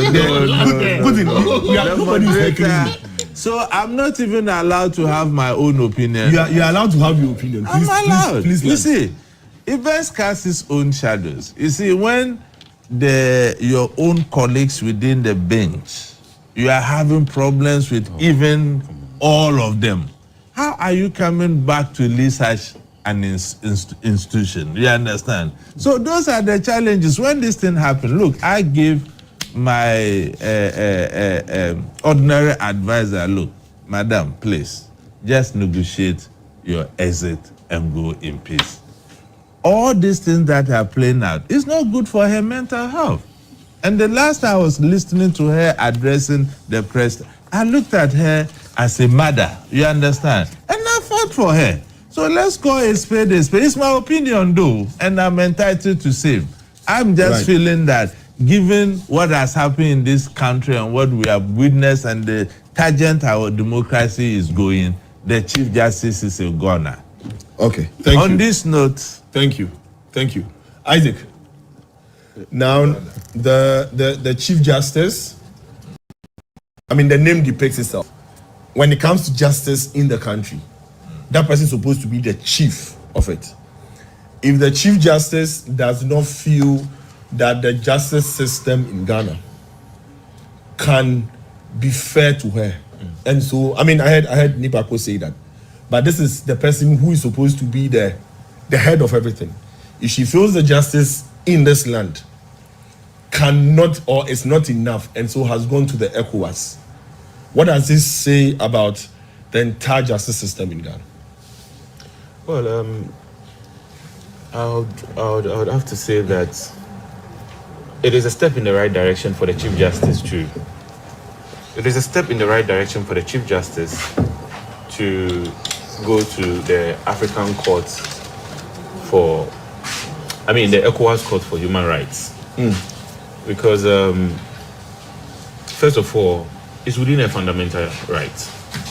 And then again, Chapter 5 of our Constitution is dedicated wholly to the protection of people's human rights. And so, if exhaustive of the Ghanaian laws and our structures, she believes that she needs to find audience at another place, I think that it is okay. Except that law and the application of justice is a function of the law and processes. The woman has raised a number of issues she believes that she's not been dealt with in fairness. On the basis of equity, if she goes out there, for instance, I will cite an example. In recent times, issues have been raised about one of the petitioners shining stars. Mind you, if you go to the African courts, admissibility is also very key, in the sense that we need to know who is making the case. Right. So an anonymous person. Thank you. Cannot necessarily that. An anonymous person cannot necessarily manage about, the right. We need to indicate that. Now, allow me to take you a bit of your time to walk through these petitions. They have been in the public domain for some months now. They are actually available on the internet, so I'm not addressing anything that is not known in the public space. Many negative things have been said about me through public commentary on the petitions, although the petitions were responded to 7 days after I received them. And so anyone who cared to acknowledge my side of the story would have had no need to keep repeating the petitions without discussing them with the answers. And when I provided these answers, I also added with evidence to prove that each allegation was either a lie, a wrong opinion about how work is conducted in the judicial service, a wrong opinion on the work of judges, or a wrong opinion on the duties of a Chief Justice. I'll start with Mr. Daniel Ofori's petition. It is the petition with the most claims. Only 2 out of the several allegations he's making involve him personally as a court user. In one of those allegations, Mr. Daniel Ofori is urging that I should be removed as Chief Justice because I transferred a case in which he's a party from one judge in the High Court to other. That is the crime. What Mr. Ofori did not seem to know, which I stated in my answer to that allegation, is that the judge his case was transferred from had a family crisis and had to leave Ghana suddenly for an extended period. This is the only reason why cases she was handling, including Mr. Ofori's cases, were distributed to other judges to handle. In the second allegation, Mr. Ofori accuses me of transferring a case related to the first one, so that to the new judge who took over his case. After a petition had been sent to me to have the 2 cases heard together, any lawyer or registrar could have informed him that it is a policy written to the rules of court to have cases between the same parties involving the same issue to be heard by one judge, so that we don't have different decisions from 2 judges on the same matter. So there is no basis or truth to the allegation that I transferred his cases to a new judge because I had interest in his cases. Indeed, in the year 2020, I wrote a dissenting opinion in one of Mr. Ofori's cases in the Supreme Court. He won that occasion because my dissenting opinion was a minority opinion of 3 judges. Other 4 judges supported his application. After this, his lawyer replied that I should not sit on his cases again because I had presided over a different case involving him when I was in the High Court, in I think 2010, which he also lost. Since I have not sat on any matter involving a gentleman. What is disturbing about the current Article 46 proceedings is the fact that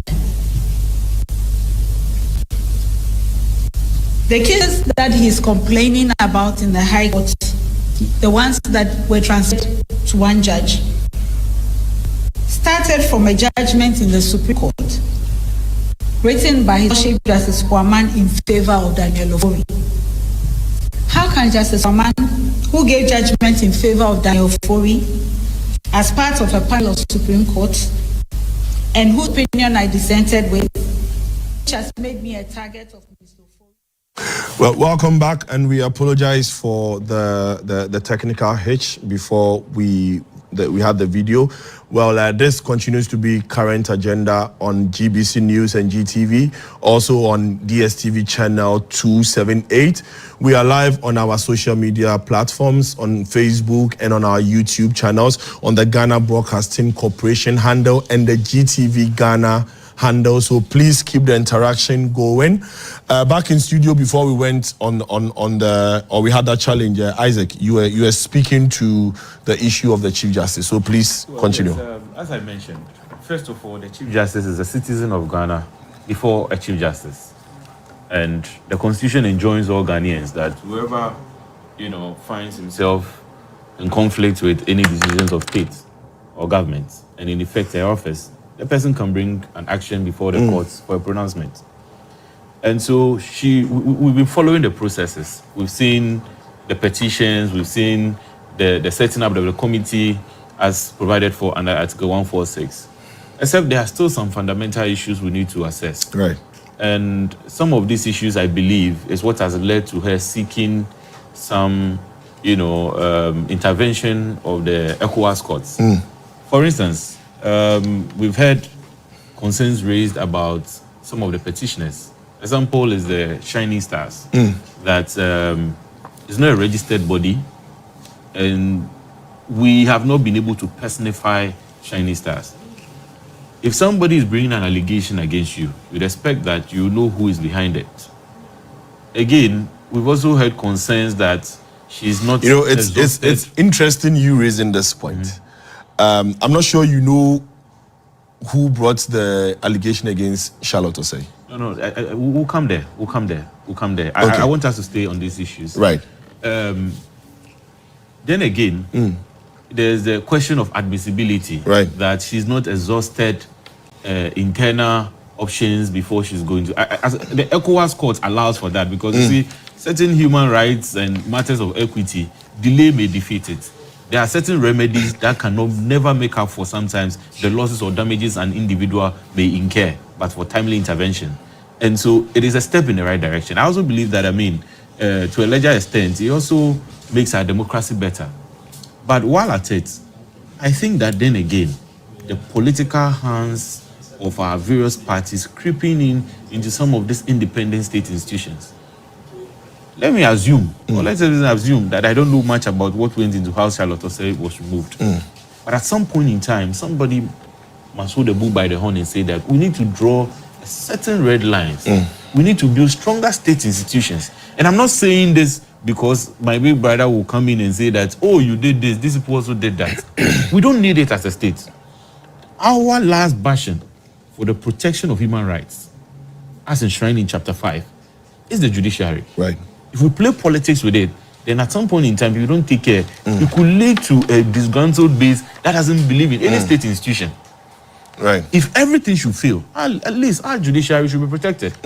I think that generally, this woman is trying to draw attention to certain fundamental issues that she believes that certain processes are not being followed. It's within her rights. The NDC's utterances that we shall remove. And recently, I've also heard them directing it to the EC as well. It's uncalled for. It's unnecessary. And we should stay within the remit of the law to allow the processes to work. Right. Some of the issues that she's raised, if the law or within the framework of the people who are implementing it, for instance, people have asked that even though the Constitution says in camera, we should televise it for everybody to know so that a court of public opinion can also follow these processes. I would say on this particular matter that sometimes we take certain actions in the interest of the larger society.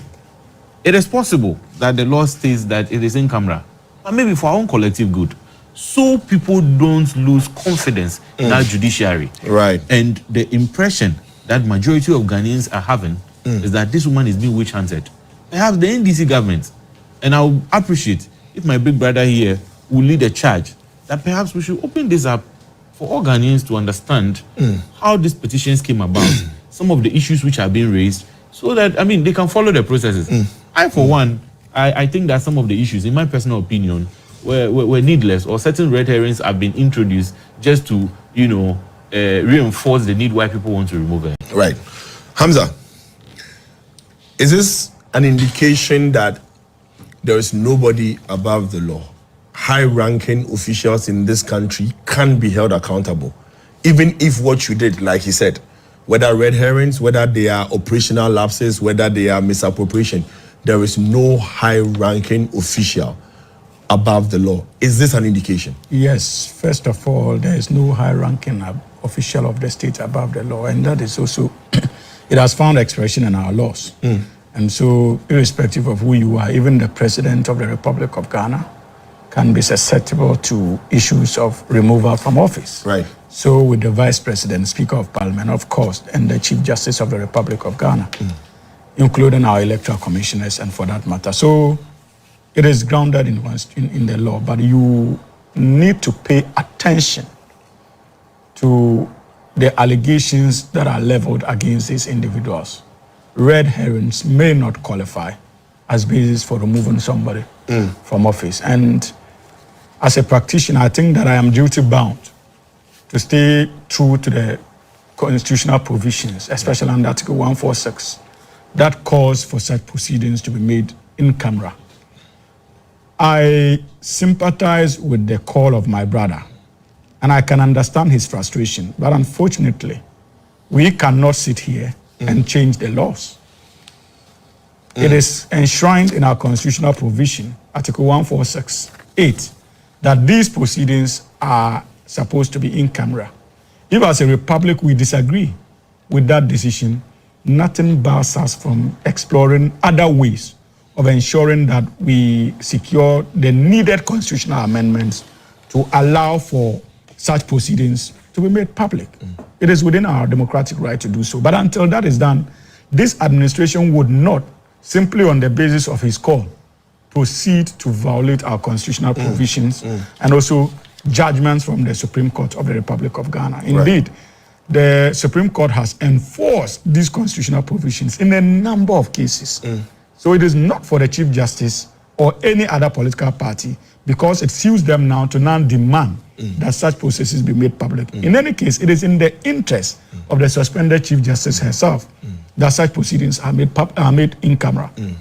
Because for all you know, at the end of the day, there is a likelihood that she might be found not to be guilty of these allegations.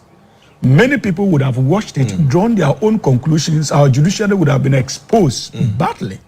And even if she goes back to occupy the position, that confidence would have been eroded in the eyes of the Ghanaian public. That is what the framers of our constitution sought to prevent when they introduced this into our constitution. But you see, straight to her decision to go to the ECOWAS Commission Court, like the speakers before me have indicated, it is within her constitutional right. It's within her right to ensure that she goes to that extent. Again, unlike the African Human Rights Court, when it comes to the ECOWAS Commission, you don't need to exhaust your local remedies. So what she has done is not out of law. It is still within the tenets of our rule of law, and we respect it as a government, and that is why the Attorney General decided to make that information public. The government of the Republic of Ghana, through the Attorney General, would respond to the said petition, and the case at that level too would also continue to proceed. So let us not belabor the point. As for issues of politicization and stuff like that, we raised many of these issues of politicization when they attempted to remove, or when they started the journey of removing Charlotte Osei from office. We cautioned. They failed to listen. Now so is this payback? No. That action undoubtedly opened the Pandora's box, where Ghanaians suddenly feel that constitutional provisions in our constitution are not there to be admired. They are there to be implemented. That is what has led to the number of petitions that have been brought against the Chief Justice. No, that's not fair. Thank you. No. How many minutes did I speak for? Hamza, thank you. No, don't do this. So why are you doing this? We need to take a quick break. When we come back, I'll come back to you. Yes, because that would have been so unfair. I'll come back to him. I just started. You've been speaking for take a quick break. Viewers, we will take a quick break. Right after the break, we would look at Ghana's decision to abstain from the LGBTQ plus votes. Good right back. Why are you? Because you were rushing me, I didn't understand. I barely spoke for like. Drainage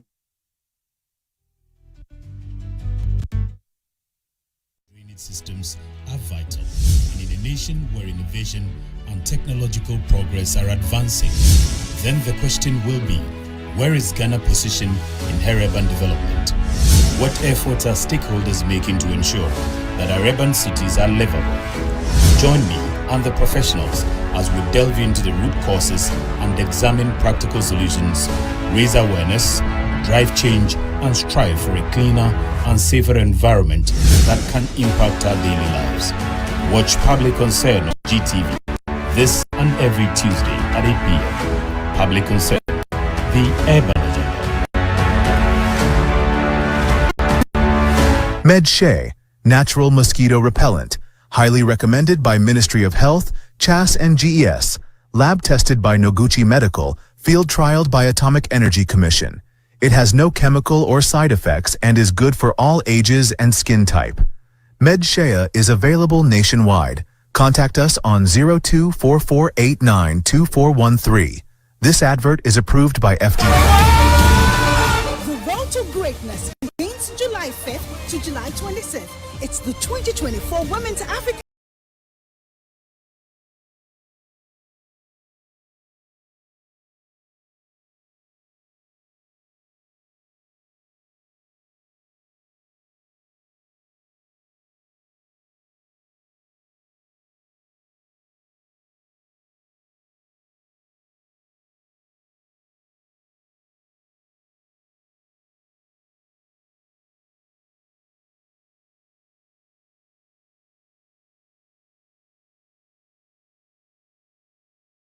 Live on JTV Sports Plus, the heartbeat of football. JTV Sports Plus, the legends live here.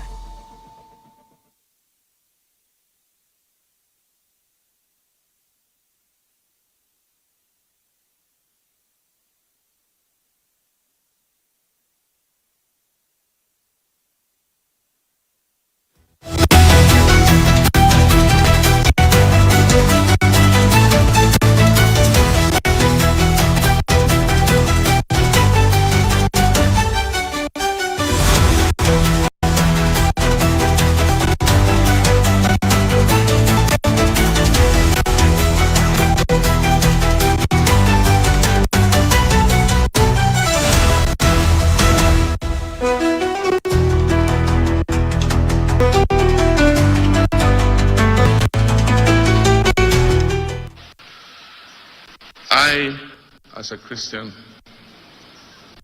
uphold the principle and values that only two genders exist, man and woman.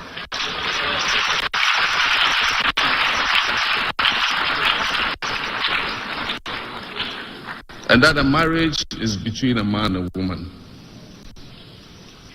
I've spoken with the Speaker so that a renewal of the expired Families Bill, Values Bill, should be a bill that is introduced by government rather than as a private member's motion. And it's my hope that that consultation would see a renewed proper Families Values Bill. My brothers and sisters, I believe that our leadership must reflect the aspirations of the people that we govern. And on this, I stand firm.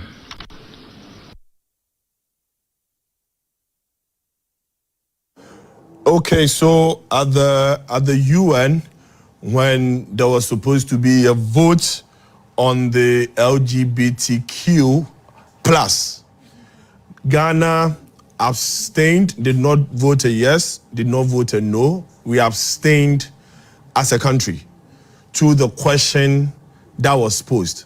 There has been a lot of public outcry, lashes on social media, on traditional media. Then we had the ministry or Ghana's response to what happened. So we would have a projection of Ghana's response on the screen as to what the vote really means, or what the question posed meant, and what voting or abstaining from voting meant for us as a country. So on the screen, we would see Ghana's response to the vote. And it says that, Mr. President, we thank Canada for presenting. Sorry, we would. Okay. So I'll read the heading. It says that the vote on draft resolution L24 on accelerating efforts to eliminate all forms of violence against women and girls, preventing through the fulfillment of economic, social, and cultural rights at the 59th session of Human Rights Council. Mr. President, we thank Canada for presenting the draft resolution L24. Ghana attaches great importance to the welfare of women and girls. Indeed, our Affirmative Action Act 2024 and other national policies and the positive consideration we give to fulfilling our international commitments are all geared towards achieving gender equality in line with the SDG goals, that is goal number 5. We have carefully reviewed the draft resolution and support its broad objectives. We, however, wish to make the following comments and observations. Firstly, we wish to encourage the Council to be mindful of the prevailing international consensus, particularly regarding the right to the enjoyment of the highest attainable standard of physical, mental, sexual, and reproductive health. Secondly, my delegation's understanding of the traditional definition of gender is the male sex or the female sex, especially when considered with reference to social and cultural differences. Similarly, sex, in our view, refers to either of the two main categories, male and female, into which humans and most other living things are divided and used for statistical purposes and policy monitoring. Mr. President, as a member of the African Union, Ghana has subscribed to sexual and reproductive health education policy commitments, including the 2005 Protocol to the African Charter on Human and People's Rights, commonly referred to as the Maputo Protocol. Our position, however, on sexuality education is that it must be age appropriate, culturally sensitive, and in accordance with our national context. Finally, my delegation wishes to stress the agreed principle that implementation of recommendations in resolutions is a sovereign right of each country, recognizing the need to respect the various religious and ethical values as well as the cultural backgrounds of people, to ensure conformity with universally recognized international human rights. Mr. President, with that in mind, Ghana is ready to join consensus on the draft resolution. I thank you. Now, gentlemen, this is Ghana's response to the draft resolution. However, no, we abstained from a vote. How do we marry the two? How do we marry these two? You see, I think that we need to appreciate the clarity that has been given to us by the Ghana's representative on the commission. Indeed, he means no words in communicating to the entire world the position of Ghana when it comes to gender identity and how we view it, and our resilience and willingness to commit to our understanding of what constitute male and female. That opportunity was not lost, and that is very important.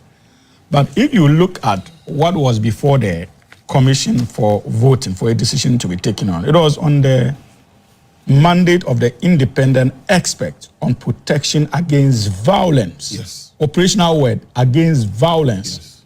and discrimination. That's the second operational one I want you to underline, based on sexual orientation and gender identity. Now, if you look at Article 17 of our 1992 Constitution, it's very clear that we should not discriminate when it comes to sexuality, gender, and stuff like that.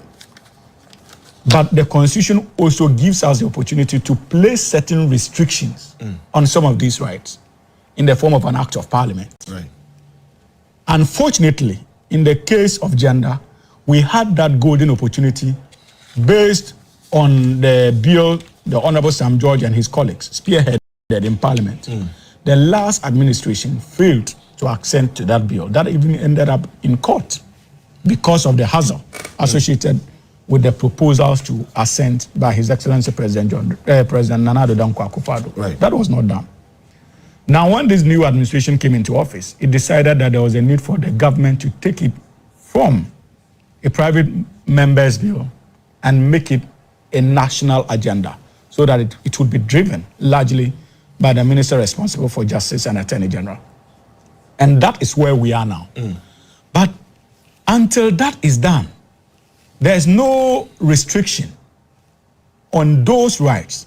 And so if our international partners have found intelligent ways of coming out with proposals for voting that talks about violence, remember that even in the bill that Parliament was pushing, violence was not in any way legitimized when it comes to dealing with people suspected to be lesbians and gays.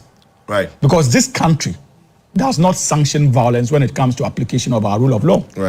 So we may have a legal position criminalizing that conduct. That does not mean that we support violence against offenders of law. So Ghana was faced with that smart proposal. And the only way out was for Ghana to respect our constitution and also express our abhorrence when it comes to the activities of gays and lesbians. And we did not miss out on that opportunity. That is the reason why Ghana decided to abstain. Because voting no would have been doing two things. First of all, undermining our constitutional provisions under Article 117. And secondly, sending the wrong signals to the international community as though Ghana blesses violence when it comes to dealing with people who are found outside the rule of law. And there was a need for us to be strategic in our choice. And Ghana decided to abstain. The abstention is not in any way an attempt to endorse the work of that particular committee. But it was simply a strategic choice deployed in a diplomatic fashion, diplomatic arena. And there was a need for us to respect that. And in so doing, respect our constitutional provisions. But as it stands, this government is clear that when it comes to the issues of gay rights and lesbian rights, as far as our laws are concerned, we would do what our law and our culture says. And you heard His Excellency President John Dramani Mahama make that clear. And we are still committed You to made that. reference to Chapter 5 of Article 17 of the 1992 Constitution, which prohibits discrimination on the grounds of gender, race, color, ethnic origin, religion, creed, or social and economic status. So this is specific. So as a position, as a country, discrimination on these lines is specific. Our response to the resolution was specific, that we know only two genders, male and female. Good. So if the question being posed to you is, are you for discriminating against these people or not? And our position by law is that we do not support discrimination. Should our response not be straightforward? No, but see, that's the point I made. And I made the point that, you see, we are dealing with two operational words. We are dealing with violence and discrimination. I agree. You get the point? Our definition of gender is quite clear. And we communicated that to them. But even when it comes to the rights of gays or the activities of gays and lesbians, despite the fact that culturally we are against it, it does not mean that we should mete out violence to those who are caught up in that particular act. That is why we have the rule of law. So if you couch a voting proposal in a way that also includes violence against people who are found to be engaged in acts that we brand as criminal. There's no way we can vote a no in that regard, though we disagree in principle with what you seek to do with the committee's mandate. And that's the point I'm making. So Ghana couldn't have said no because of the presence of the word violence. That's one. Two, and also because of Article 117. But if Nana Addo had proceeded to assent to the bill that emanated from Parliament, we wouldn't have been having this discussion, because it would have been easier for Ghana to have stated its position by saying we disagree with the work of this committee. But even with that, Ghana wouldn't have been voting no at a goal like that, because there's still the element of violence, which we also feel that irrespective of how you have found yourself to be on the wrong side of the law, the punishment should not be violence being meted out to you. Right. So we Isaac, need to appreciate that. Right, Isaac. You had the opportunity to pass a law to end this once and for all. Ghana's position on LGBTQ plus would have been known worldwide. You did not do that. You are out of government. What is this cry about saying that NDC has made a U-turn and then they campaigned on this, blah, blah, blah? You could have ended all this by just assenting to the bill that was presented to you.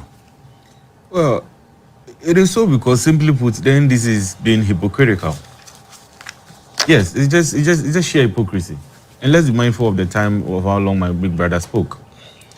The NDC today is approbating and reprobating the very things and the position that the NPP had held at the time. Is what they are seeking to communicate to the Ghanaian people. And I'm not surprised. The NDC is backtracking on a lot of things they had said when they were campaigning. Today, they are seeing the real size of governance. And I could actually tell from the difficulty of my big brother when he was making all the comments, trying to find the English to trying to make a point, but it's difficult.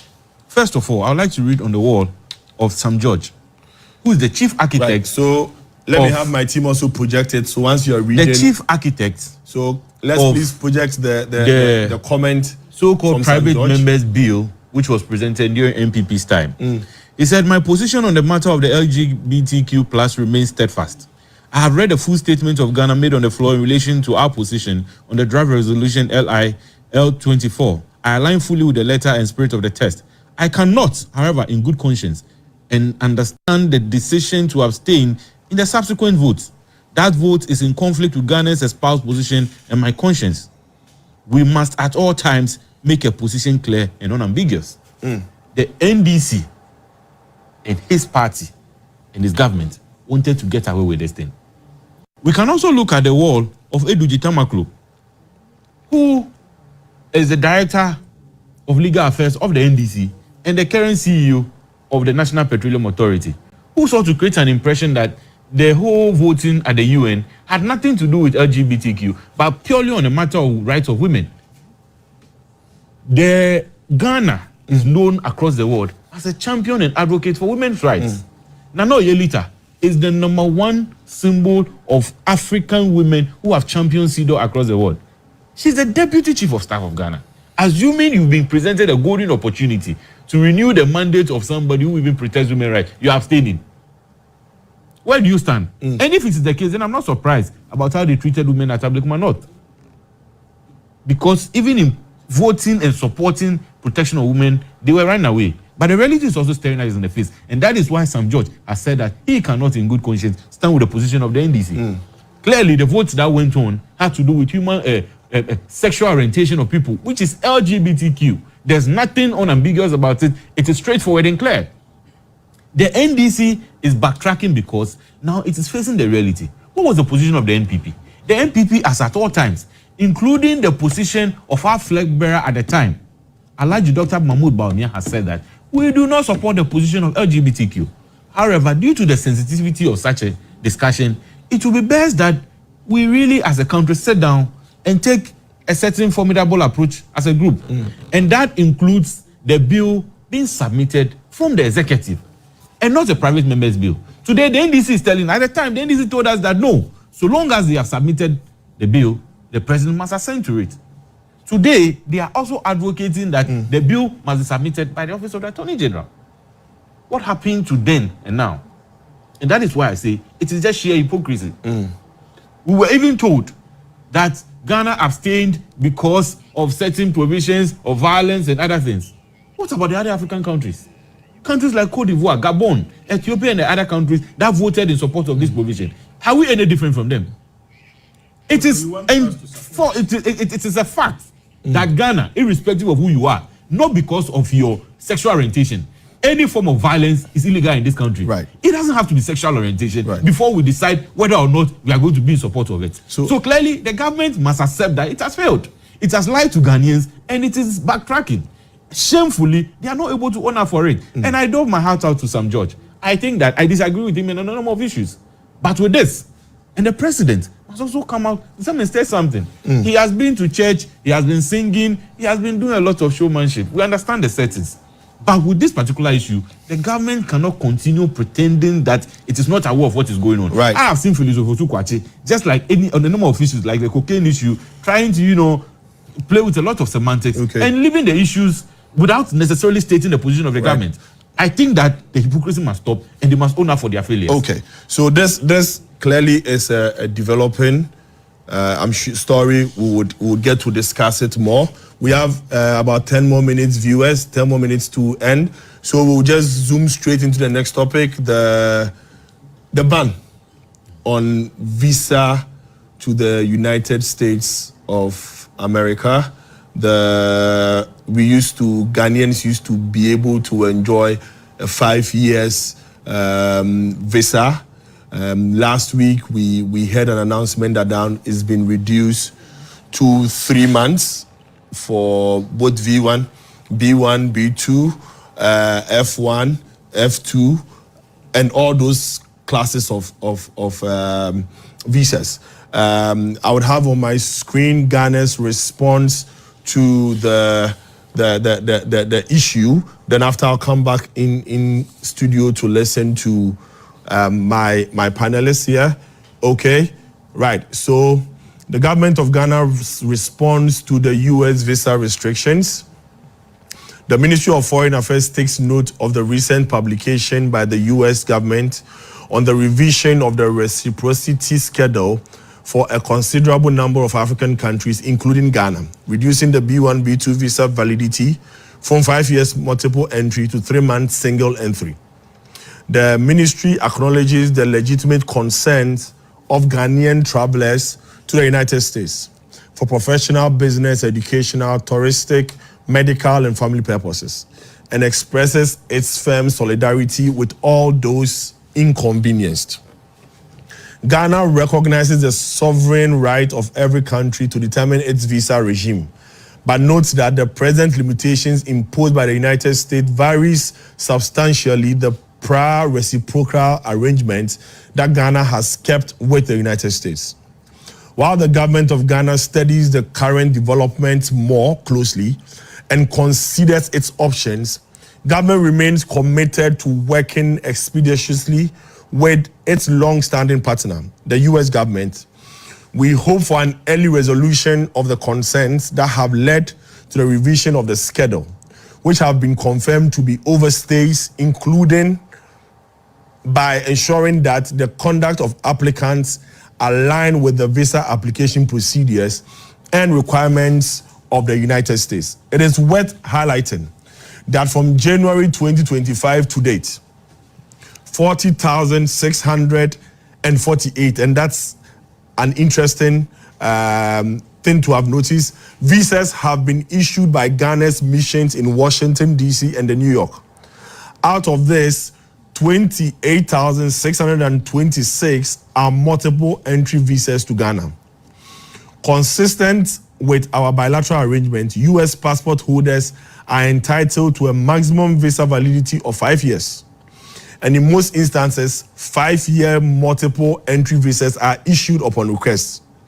Some applicants, however, apply for single entry visas owing largely to limited validity of their passports. Right.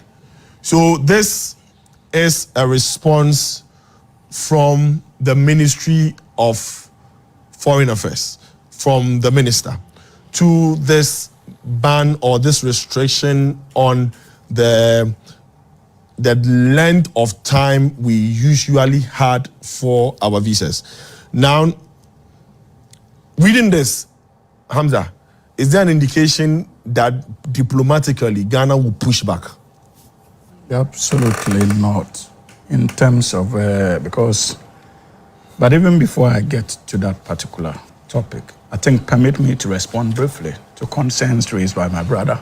Okay, so on the issue of the LGBTQ+. Under a minute. We just have 5 minutes, so I'm splitting between the two of you. Yeah, that's fine. That's fine. You see? Just 5 minutes for all of us. Yes, so I'm splitting. So he has 2 minutes. Yes. Yes. So he's using one now. Let me time. Don't worry, I'm timing. I'm the timekeeper. Okay. So please. You are worried about what I'm coming to say. Don't worry. You see, first of all, I resisted the temptation to go political on the issue of the LGBTQ+, not because the political arsenals are not available to us, but I thought that it was important, especially considering the fact that we are dealing with a station that belongs to the nation, the GTV, that we at least stick to what actually happened on the day and get our citizens to understand why Ghana had to take that decision, because we are entrusted with the responsibility of governance. In any case, it is not true that the MPP administration pushed for the bill to be taken over by the Republic using the Attorney General. If indeed they were committed to that, why the drama? What prevented the Attorney General then from leading the charge? Why the drama? So if they were convinced that this was something that needed to be in our law books and needed to be championed by the Republic, why the drama for more than 8 months in court? Why that drama? So let us not engage in this politics of deception, especially deception that didn't help you in the last election. The Ghanaian people are more discerning than you ascribe to them as a political party, and we must begin respecting them. Again, we know that taking these decisions,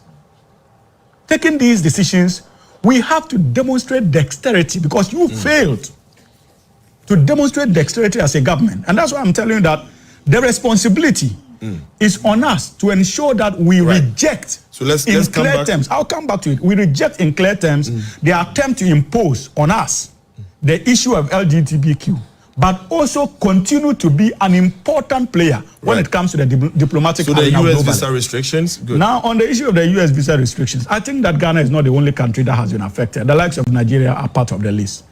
They have raised certain concerns, and topical amongst it has to do with the issue of visa overstays. That has been indicated by the minister responsible for foreign affairs. Unfortunately, we feel strongly that Ghana shouldn't have been part of that list, especially when the policy is tagged as being repository, simply meaning that what we have done, the United States of America is responding to us in equal measure. And like the statement indicates, we have given in excess of about 20,000 visas to US citizens, multiple entry, in some cases more than, in some cases 5 years, in some cases 2 or 4 years. So Ghana, we are convinced that shouldn't have been part of the list. And the minister has indicated that the negotiation processes have started. But irrespective of how we feel as a republic, we simply do not have a say when it comes to sovereign decisions of another sovereign state. So we respect it, but we still feel that we can negotiate better. So Isaac, it's 9:57. You have 3 minutes. You were afraid that I'll take all of it. I maintain that then again, once again, the NDC has been caught flat-footed, approbating and reprobating. The issue that we have concerning these visa restrictions on Ghana is purely a matter of reciprocity. And the US government has not minced words in stating that, even publishing it on their website. Let's even assume that the lies being told by our foreign minister is anything to go by. They're speaking about visa overstays. B1, B2, which is for business and tourism visa, we have overstay of just 7.14%, which is one of the lowest in the African continent. So if that is anything to go by, and the issue is about Ghanaian students having overstay, M1J visa and all that, then why is the restrictions not limited to the student visas? It's a simple question. The minister should answer that. I am saying that. And read the reasons why. Reasons have been stated. Including the B1, B2. You have not read it. You have not read it. You have not read it. Senior, Isaac, please I maintain. I won't allow you to miss. visas which Isaac, have been conclude. The visa be under restriction is B1, B2, M1, F1, M1, and J visas. Yes. F1, M1, and J visas are student issued visas. Yes. These students are the ones who have been fingered to be having overstays. Why are they not limited to that? Right. We only have 7% of people under B1, B2. Right. Right. The government and the NDC must own up and be responsible to the Ghanaian Right, citizens. gentlemen, Lives thank has you. never worked any longer. Thank you very much, They Isaac. seem to be fast eroding. Thank you. You see, Thank they you. seem to be fast eroding. Thank you. Goodwill that Thank they you. enjoy from the Ghanaian. Well, But we'll be here viewers, it's just a matter thank of you time. very much for your time. The discussions or the arguments are heated here. Let's continue on our social media platforms. Thank you to my panel members and to you at home. Thank you for being here with us. See you same time next week, 7 o'clock to 10 o'clock in the morning. Enjoy the rest of your weekend.